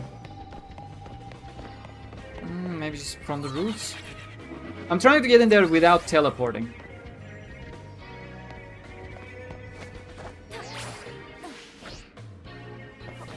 Because I was curious at the beginning, and there we go.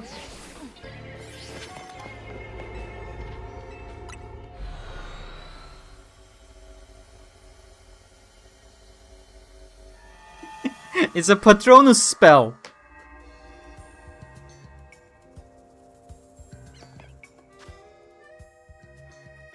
Okay, we need a little bit more.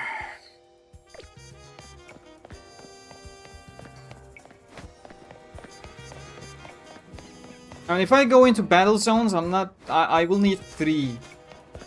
But if I wait for the alphas, not the alphas, the rogue Pokemon.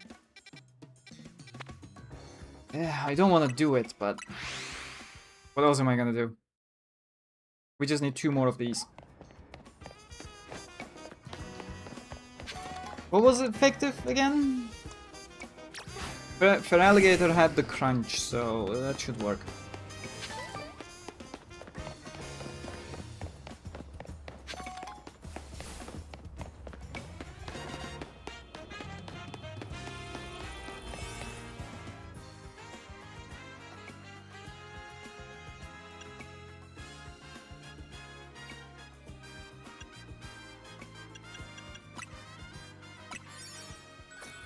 Do you know if they're gonna release a beta or demo for Echoes?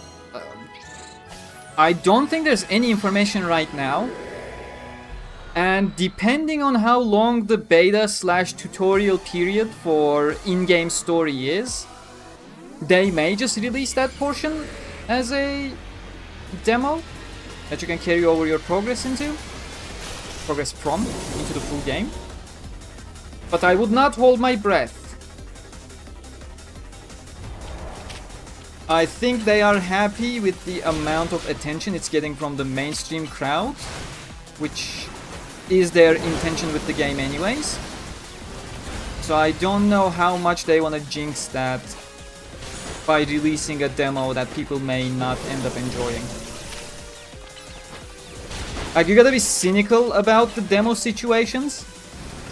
Demos do not always benefit publishers. And it's more of a tactical choice. In the case of Fractured Daydream, for example, people did not have much faith in Fractured Daydream. But the demo they released, the open beta weekends, they were huge and they benefited the game immensely. Whereas when you already have a huge amount of attention on you, there's a large chance that the demo is gonna backfire. And you'd much rather have people continue with their opinion rather than experiencing the game themselves and may find that it's not actually for them. That's nothing against Bandai Namco, by the way. That's just the logic of making a demo in general in the industry.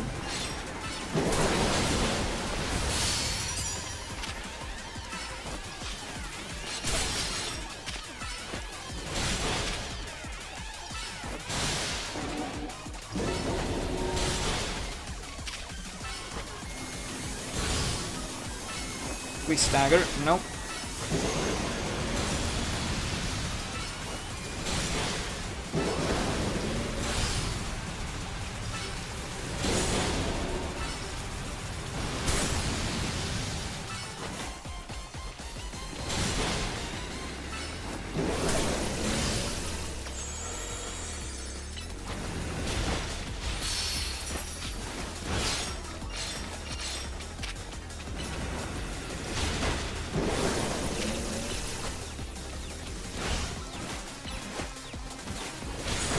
Not sure if I'm doing good actually. We're on par with the time. I was expecting to be ahead.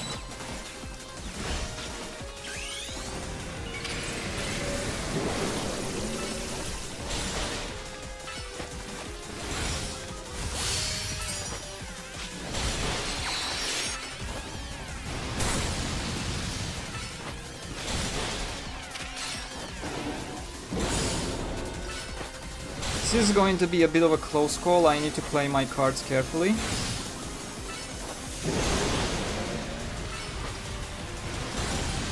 Okay, we are ever so slightly ahead of the timer right now. More than half HP done and slightly less than half time used. So we're doing good. As long as we're ahead of schedule like that, that is fine. We're gonna lose Mega in a bit, so that's gonna hurt our DPS.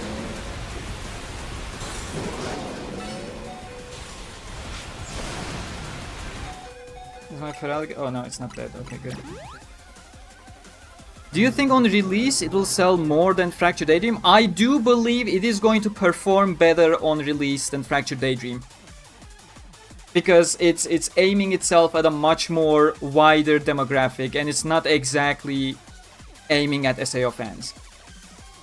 Tyranitar has stab dark moves, though it's weak to... Yeah, exactly. That's exactly why I didn't switch to Tyranitar. We'll be fine. We're almost 3/4 done with half the time. So we got a fairly safe margin right now that I'm not particularly worried about. I was a bit worried earlier.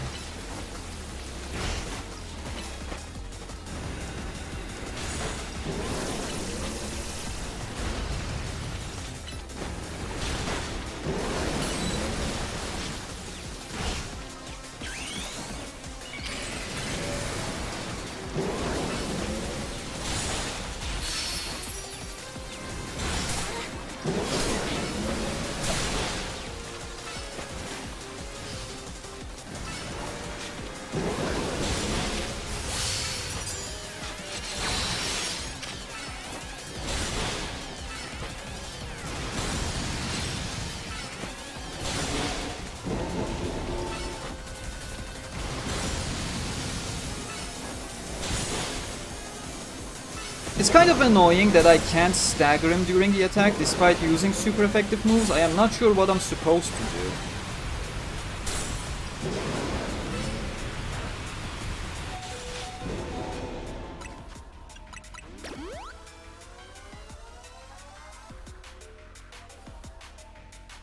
Yeah, no worries, I got it.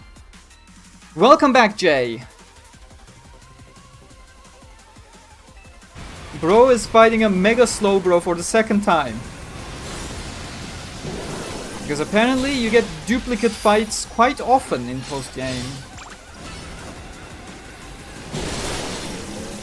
Okay, we managed to sneak in one last mega attack there.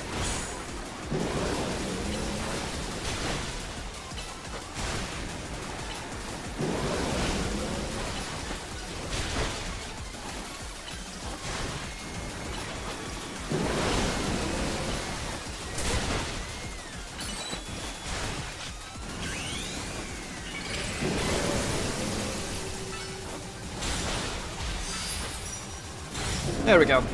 Easy peasy.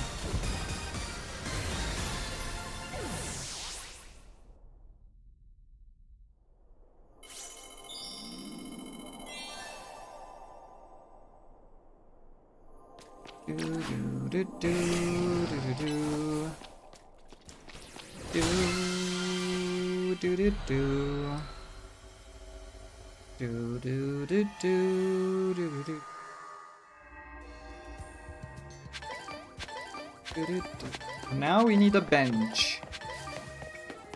Where is a nice bench?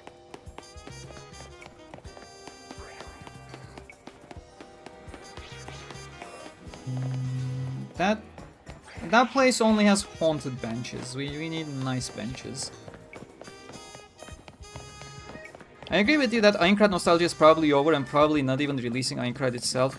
It might be a strange choice, but I do have hope for Echoes. Yeah. I don't know what to say to that. But yeah, the Aincrad nostalgia is definitely slowing down. The thing is, other stuff are not as exciting either, unless we're going to the future like Unital Ring. Like, overall, the hype has been exhausted for the series fans. And Aincrad nostalgia was the only thing they could safely go back to, and that's no longer working reliably anymore. But marketing it for the mainstream RPG Souls-like audience, that was a great choice on their end. Not something I personally wanted, but it was the right choice. Because they're running out of options as well, like you need to think strategically from a business standpoint. I think it will perform well.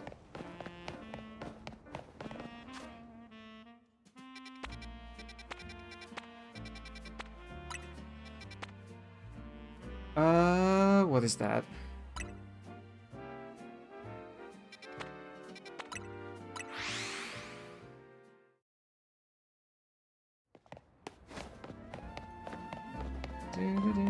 This is the last battle, right? We should have enough points, yeah. And then we have a legendary to catch.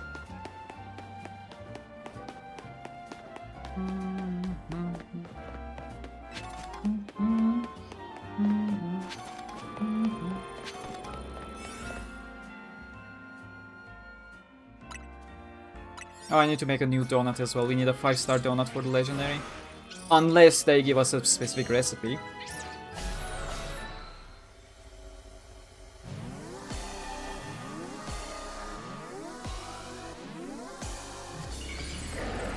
Oh, that's a mega camera. It's perfect. I like that.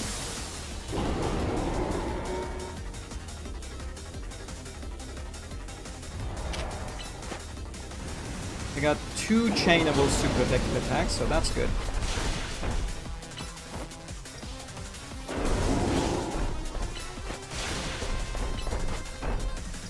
Earthquake takes a bit to recharge, which is a bit annoying, sure.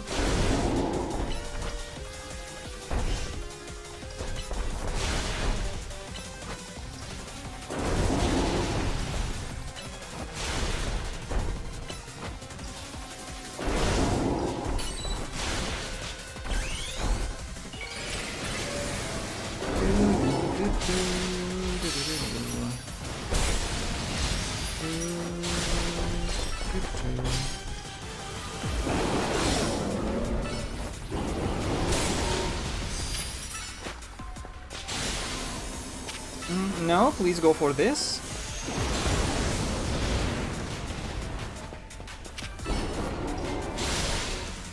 Okay, Feraligatr is burning right now, but he's not taking much damage from Camerupt, so he can keep going. We'll use full restore afterwards.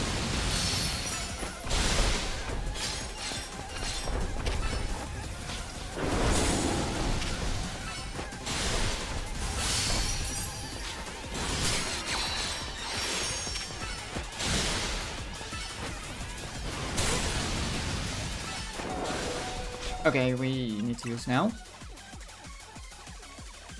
Kyogre or Groudon first? I have no idea. Do I get a say in it, or do they pick it for me?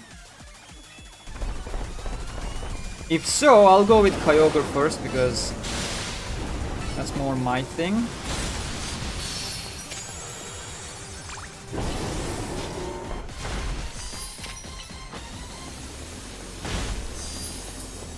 Do I even challenge that? Nah, just stay outside of the radius and we're cool. Perfect.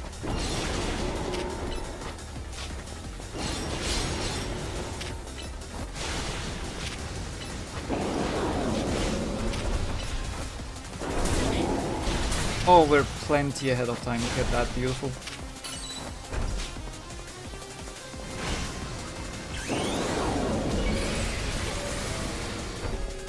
Is Camerupt a physical or special attacker? I guess physical. That's how it makes sense in my mind, though I can't quite rationalize it. Because it's technically a volcano.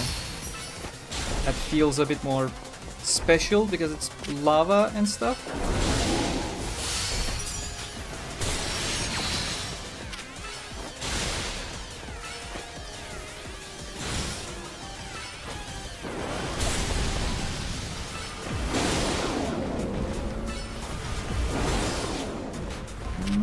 Back out here.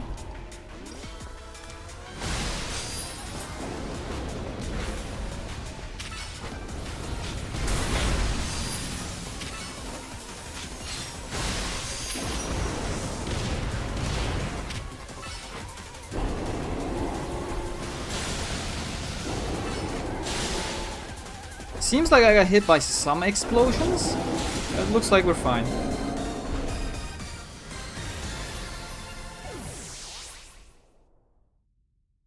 Okay, let's see what we get.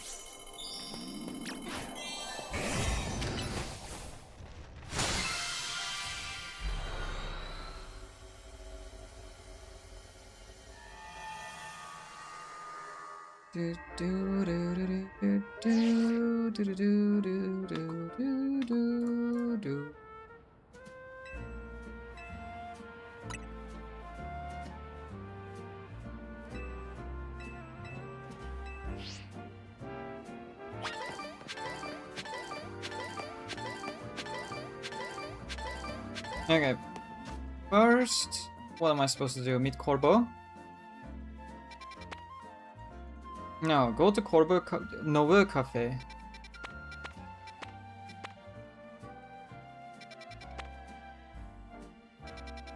I'll see what they have to say, but I don't want to be unprepared with my donuts. Because if I create a high tier donut right now and they tell me, oh, you need a specific recipe, then I'm gonna be screwed.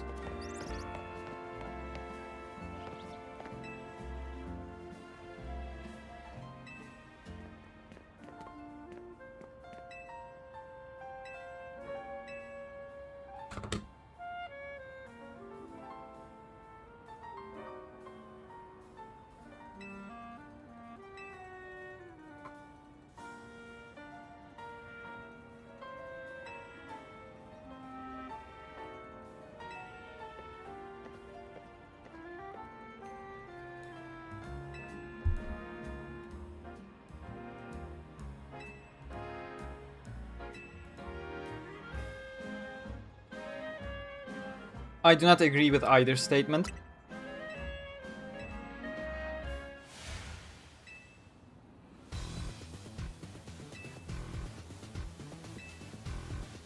As I expected. Good thinking.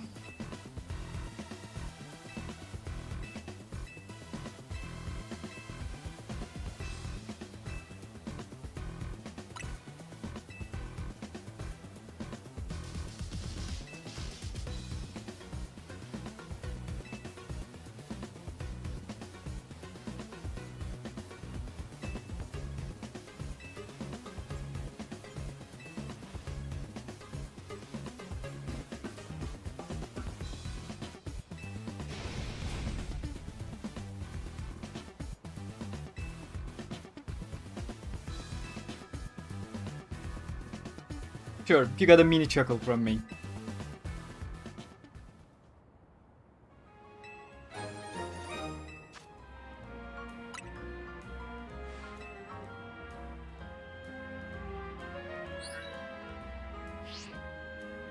Too much water in Hoenn, so we can get some from the seas there.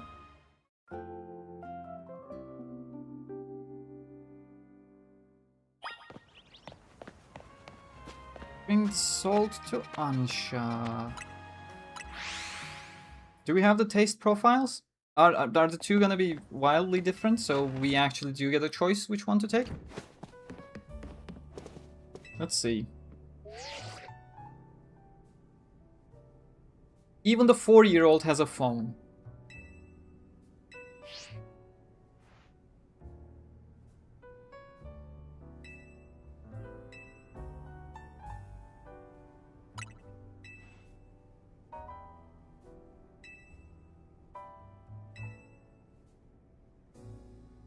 Oh, let's write that.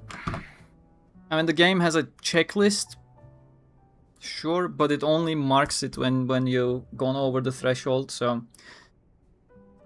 Sweet 260. Or 260 sweet, that's how I wrote it yesterday, apparently. 160 for spicy and sour. 260 more in fresh. And 20 bitter. So bitter will happen naturally. The rest we need to work towards. That's for Groudon. And Groudon is first, we don't get a choice. Oh, we do get a choice. Okay, Kyogre first.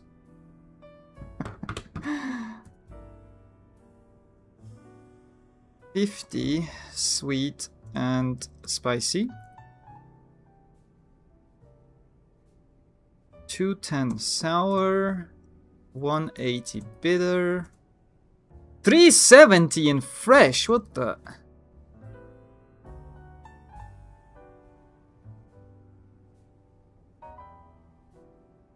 That's gonna be a bit much, no? What do they come down to as totals? So Groudon is 260, 260, 160, 160, and 20. So Groudon is 860 total. 50, 50, 210, 180.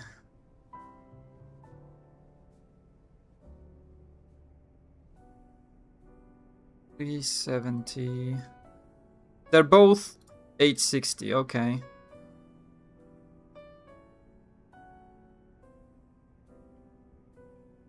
But 370 is a bit extreme in a single stand.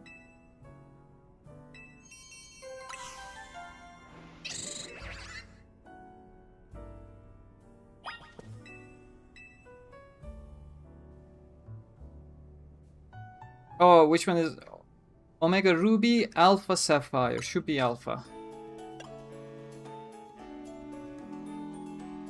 Alright, so Hollow Nexus, where are you dropping the game for? Just no. No. I'm tired. So 50 sweet and spicy. Let's work on that fresh, because that's gonna require a lot of fresh, and fresh is green. We also can work on sour at the same time. That clears a lot of it. Still need a lot more though. Do I need sweet? Okay, we can do one of this. That clears sweet.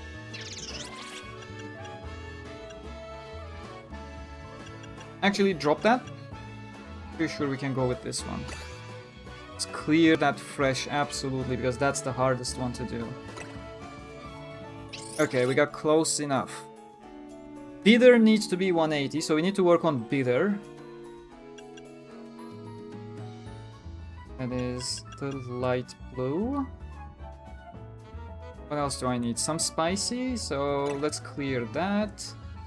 This is gonna give me some sour too. Wait, no, that is not what I want. Ooh, let's try this. Okay, need 10 more bitter, 10 more fresh, and 40 more sweet.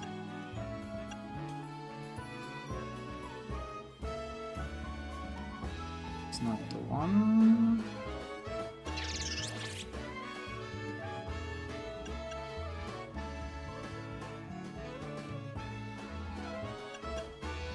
This is annoying.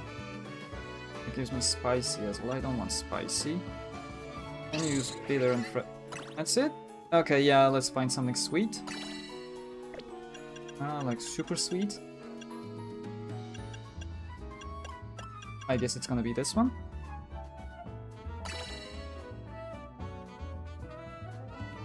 Cool.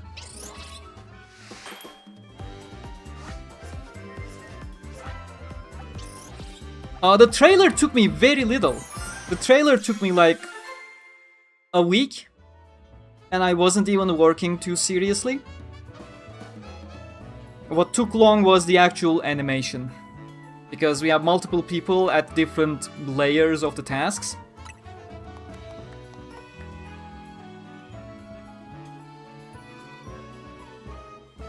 Mega power charging, that's perfect. And we got defense power. Kyogre is special attacker now. Still, mega power charging is always helpful.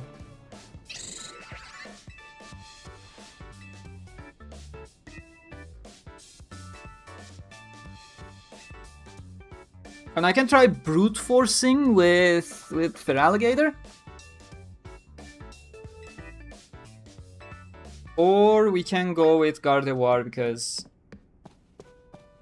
the thing, but Gardevoir is gonna get hit hard as well. I can go with Pikachu, but it's gonna get hit hard as well. So that's not particularly preferable.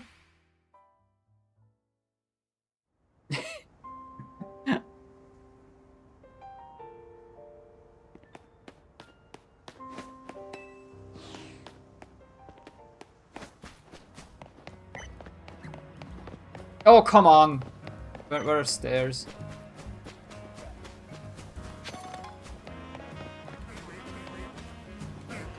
Damn you, game! Let me scale up.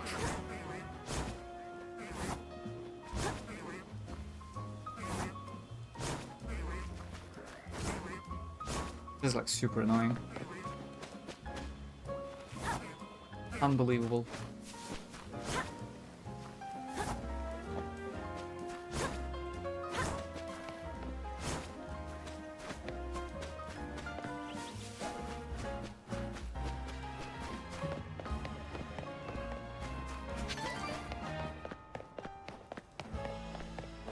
Mega Gator being part dragon, double resists water. Yeah, that was my thinking as well. As long as it has enough DPS, that's the best choice.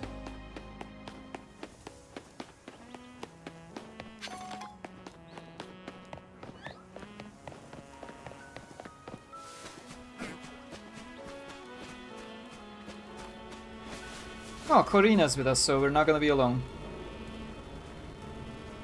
Oh wait, that looks like the Ruby one. What a waste of time.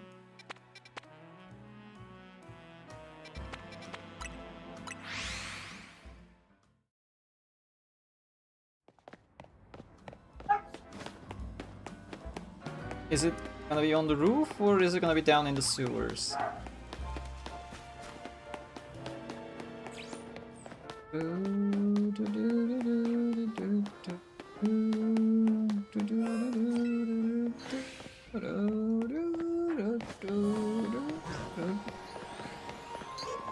Why is that 5 completely shifted in the minimap rather than properly aligned?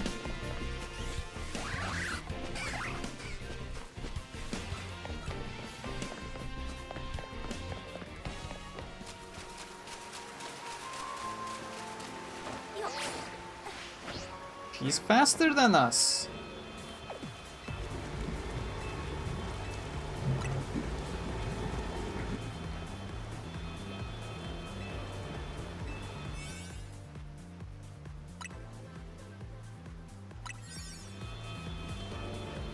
Probably.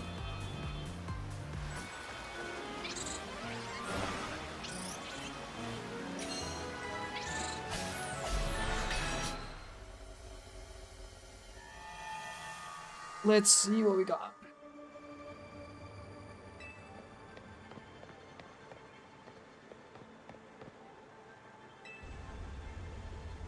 Oh, another original zone. Nice. That is indeed looking like the crater it was in.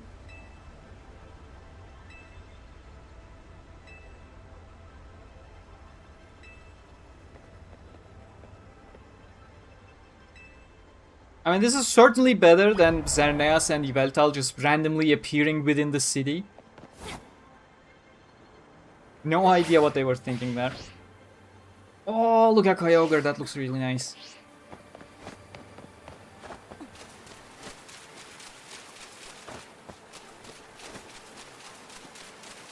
Can we scale these rocks, game? Yes. Very hard task, walking upwards.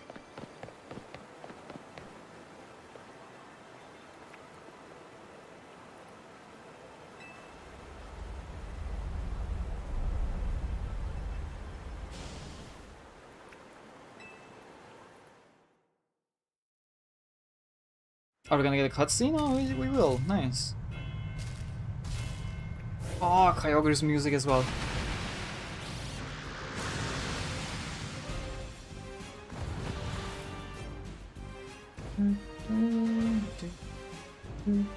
It looks a bit lame, not gonna lie. I was expecting a proper cutscene. I was expecting too much.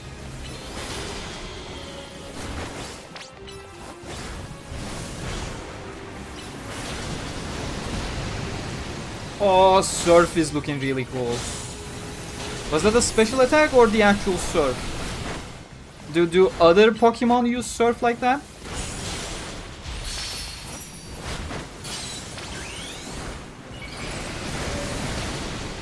But this is so far much easier than I expected. Look at this.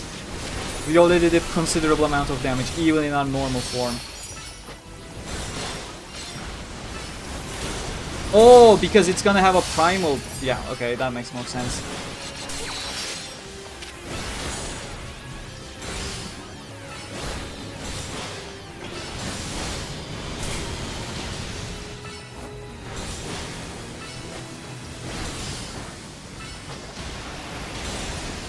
He's using thunder as well. Cool, cool, cool.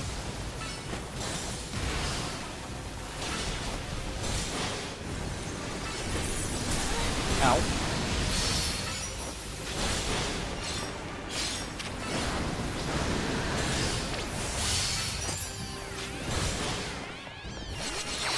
What do the black balls do? Like, the shiny ones give mega energy, but I have no idea what the black ball does. I keep watching and it's not increasing the actual mega meter. Maybe it's been explained somewhere, but I didn't pay attention at the time and now it's too late.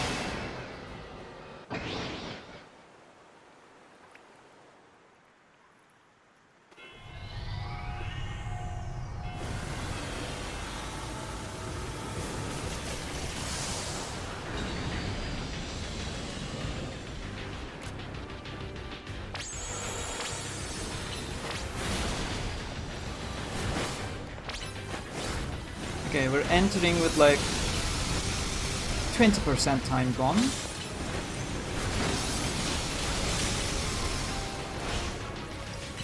And it's still getting damaged quite fast enough. I don't think it's gonna be a problem.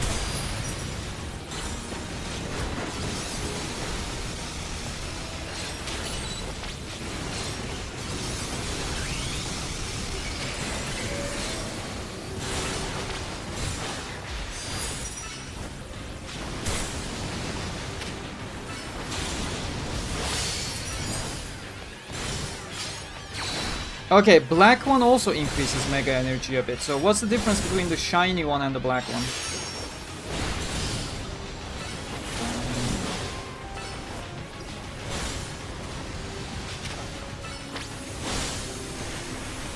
I think instead of crunch, I should be using breaking swipe because I get stabbed from that. Oh, that's a cool attack. That's nice, I like it.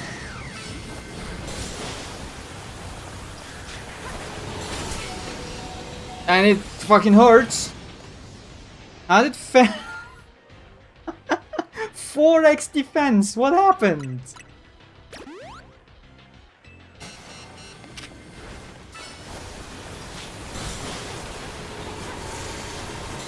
I mean, if I can tank it, Feral Gator should be able to tank it as well, no?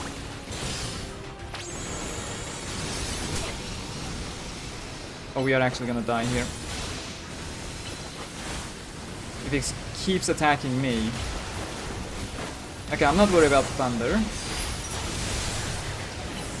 That has pretty clear and easy to dodge tells. But oh my god. Feral Gator is dying again.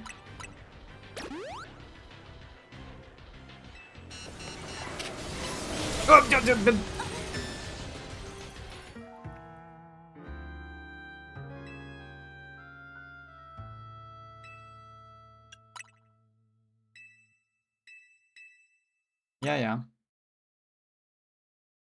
Nothing we can do about that.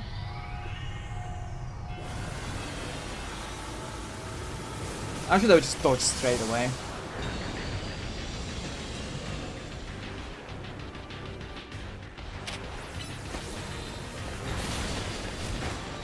The fact that it gives you a full timer is a bit annoying. I wish you kept your timer as well. It will feel like just erasing a mistake rather than having an easy mode.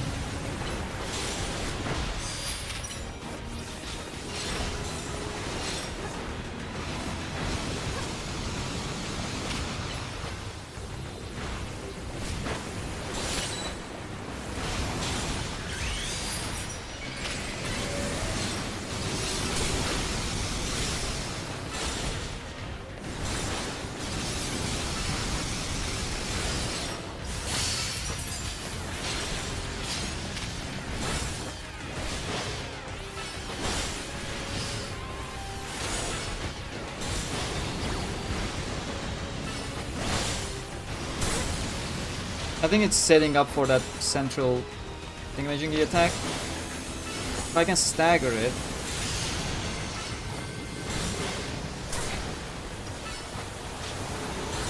I'm starting to think you can't actually stagger them during big attacks anymore.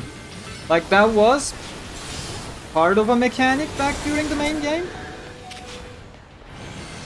It definitely does not feel like that anymore. Why can't I access my... I have been spamming the satchel button for the last 15 seconds. Like, there is no indication when you can and cannot open the satchel for some reason. That is kind of infuriating, not gonna lie. Hey there, Macon Bacon. That's a good name.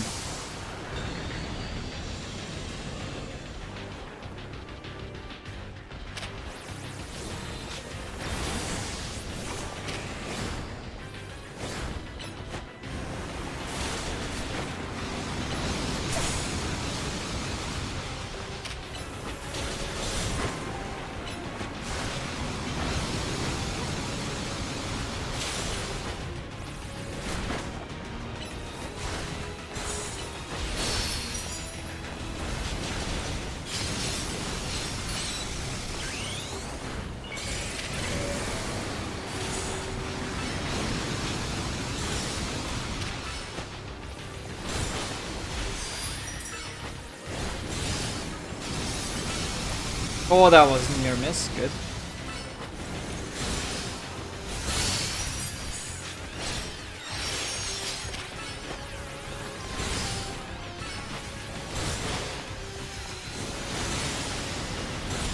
Easy peasy. We didn't die twice. That's fine.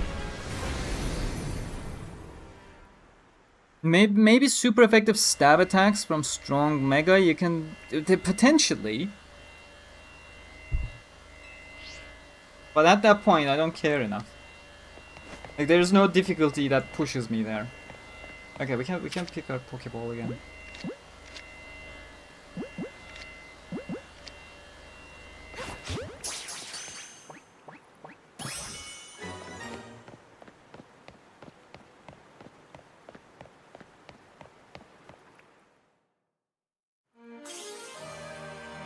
Yep.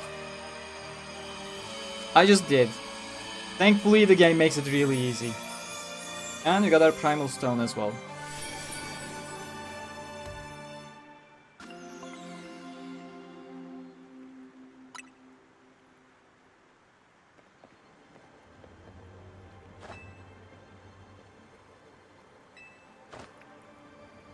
You guys are useless!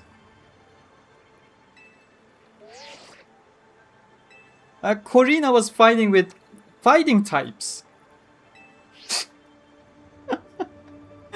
At least Urban had a Gudra there that can resist Kyogre.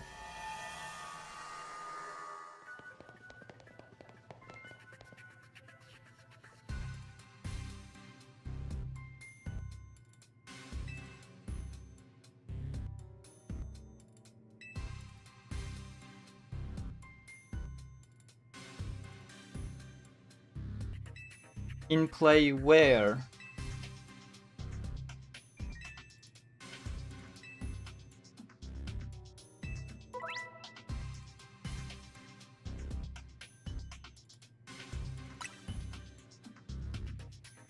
I thought the story was over.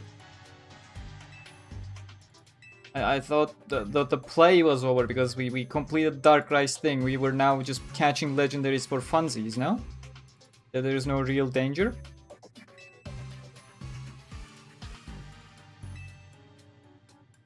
I were literally catching legendaries so that the 4-year-old kid can obtain a legendary. That's my understanding of the current story right now.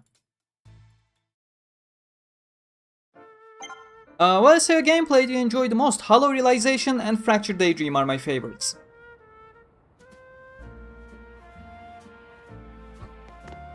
But... We're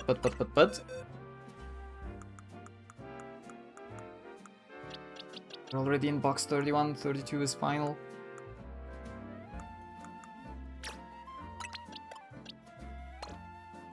Goodbye, Tyranitar.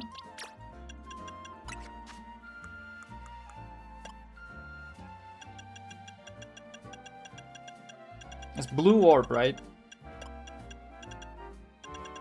Oh wait, they're in random orders, because of course they are. Why wouldn't they be? I thought it was alphabetical. But no. They also don't seem to be... Oh wait, they're in the order of the local decks, isn't it? Meganium, Embor, and Feraligatr? Yeah, that's the local dex number. So stupid. Every single game has a different order. Don't do it like that. Okay. But if it was like that, Blue Orb would be around here somewhere because it's coming from the outside, no? And Heatran, Mutonite. Where's the damn Blue Orb?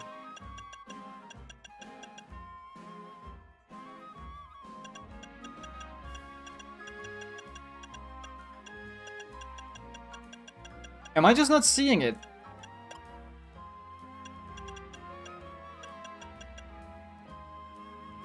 Blue Orb isn't a mega...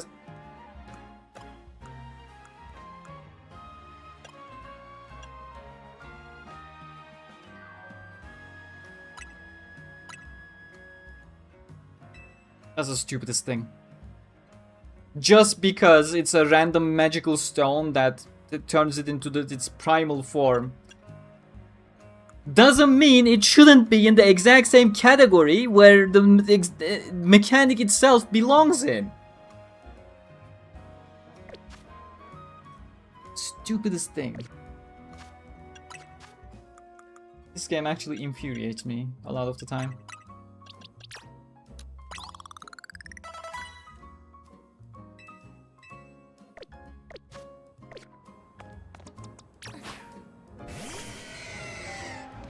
Yes, hello.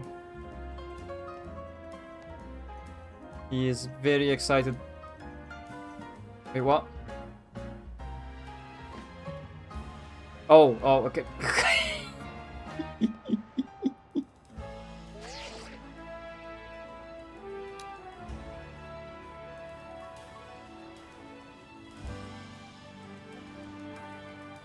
How do I zoom out again? Zoom out, there we go. Me and my Kyogre head.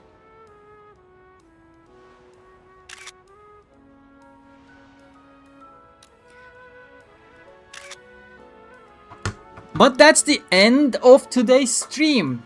Final chance to ask questions if you have any, otherwise we're wrapping up. I'm gonna go eat something and then play some Maple Story. Technically, gameplay-wise, it's different, at least in mainline games. Here, it would be in the same category for convenience, just call it Mega... What do you mean it's different in mainline games? No, you still equip it with the stone and use your magic bracelet to induce some magic energy that turns it into primal. The same way you do with the Mega Stones.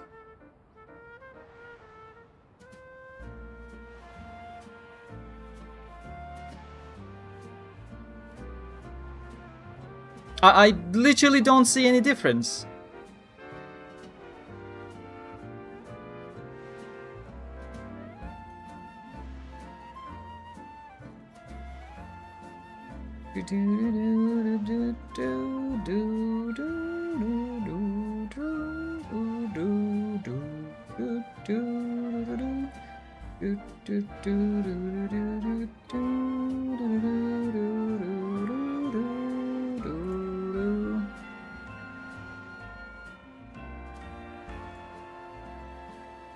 If you get blue orb, you can't use non-primal at all. Oh, is it always in primal when you give it the stone? What's the drawback of it then? If you don't even need to Mega Evolve into it. Holy shit, that breaks the entire system, no? That's basically 2 Megas for 1. Why is it that way? That sounds wrong to me.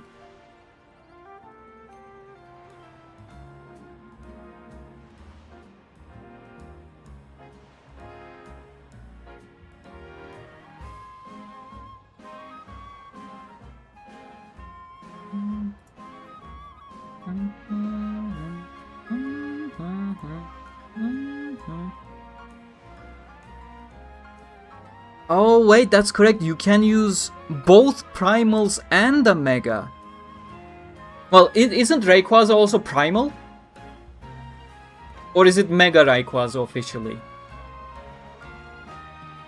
Why is Rayquaza Mega and not a primal compared to Primal Kyogre and Primal Groudon?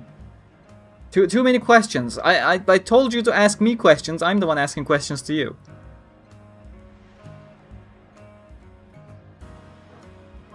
So that means Rayquaza is technically not part of the equation.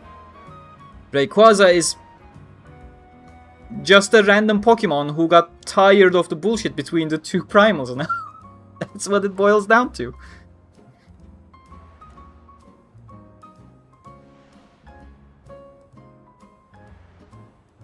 Then what is Deoxys?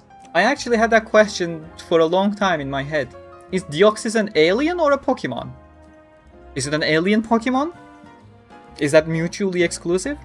If it's an alien, can it be a Pokemon? Where do Pokemon come from? What separates them from normal animal? Do normal animals even exist? Or is it just Pokemon? And if normal animals don't exist, and it's just Pokemon, Where does food come from?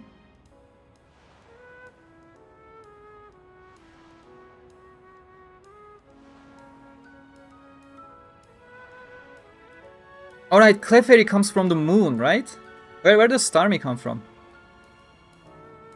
Eternatus is also alien. I guess an eternal alien being.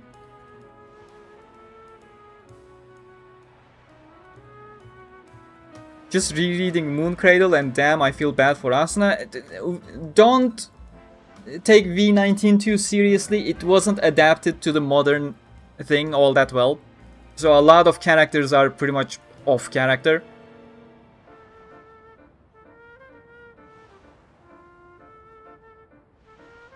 So what if aliens exist, but we define aliens to be Pokemon as well? What's the definition of a Pokemon? Because it sounds very arbitrary at that point. Like, just because something came from space, and I don't know what it is, we're gonna just call them Pokemon and ethically enslave them? That is my understanding. Ultra Beasts are also part of the problem. Yes. They are extra-dimensional beings that humans have dictated are also... It sounds to me like we can just call anything we want to trap in a ball a Pokemon.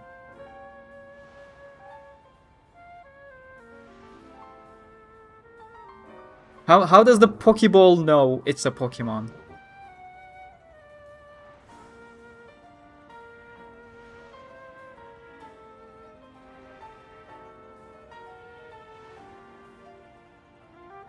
What do you mean by off character? A lot of the tropes that the characters have been written with in V19, they do not represent the character development they have gone through in previous volumes, or come off as quite random. Like Asuna's entire internal monologue about so many people being in line for Kirito, that literally has zero basis in the light novels. And Asuna feels bad and talks about sharing Kirito time with others and all those kinds of stuff. What is even happening in V19? Ronye, every 5 pages, we take multiple paragraphs to talk about how she has a crush on Kirito. Is this how Sword Online is written? This has never been the case before. And a bunch of other things that I don't recall on the top of my mind, and have no intention to go page by page to find every single note that I have written down in my mind. Those are the two main things. The Asuna scene and Ronye's general behavior is so off compared to their normal behaviors.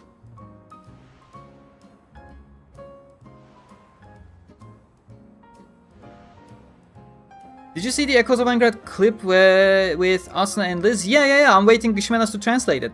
I'll upload it later.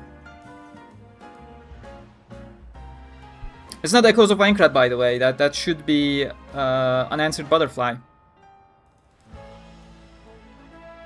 Yes, the movie.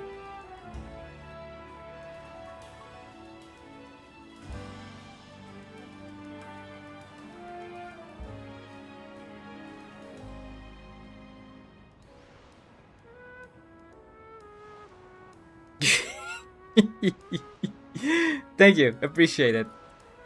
Then it's the end of the stream. Thank you very much for joining me, and tomorrow we'll be going for Groudon.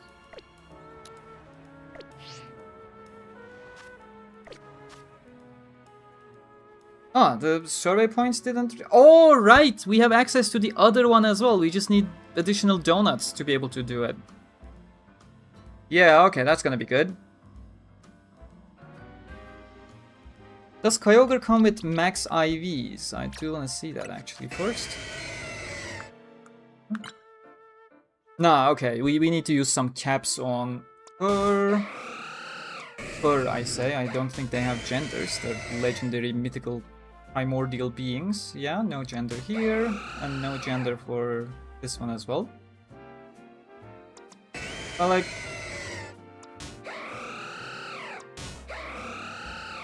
yeah, they do have female features if you ask me. Round, elegant. When you compare to Groudon, where it was like, whoa. Definitely going with female here. Can I name my Pokemon? I mean, Kyogre will forever be Reona at this point for me, since her answer to her favorite animal question. Which one is shift? This one.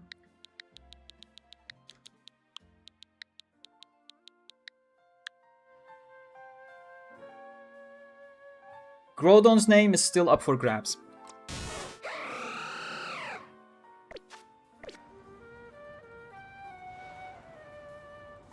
But yeah, that's it. Thank you very much for watching, and I will see you all tomorrow, hopefully, for that Groudon stream.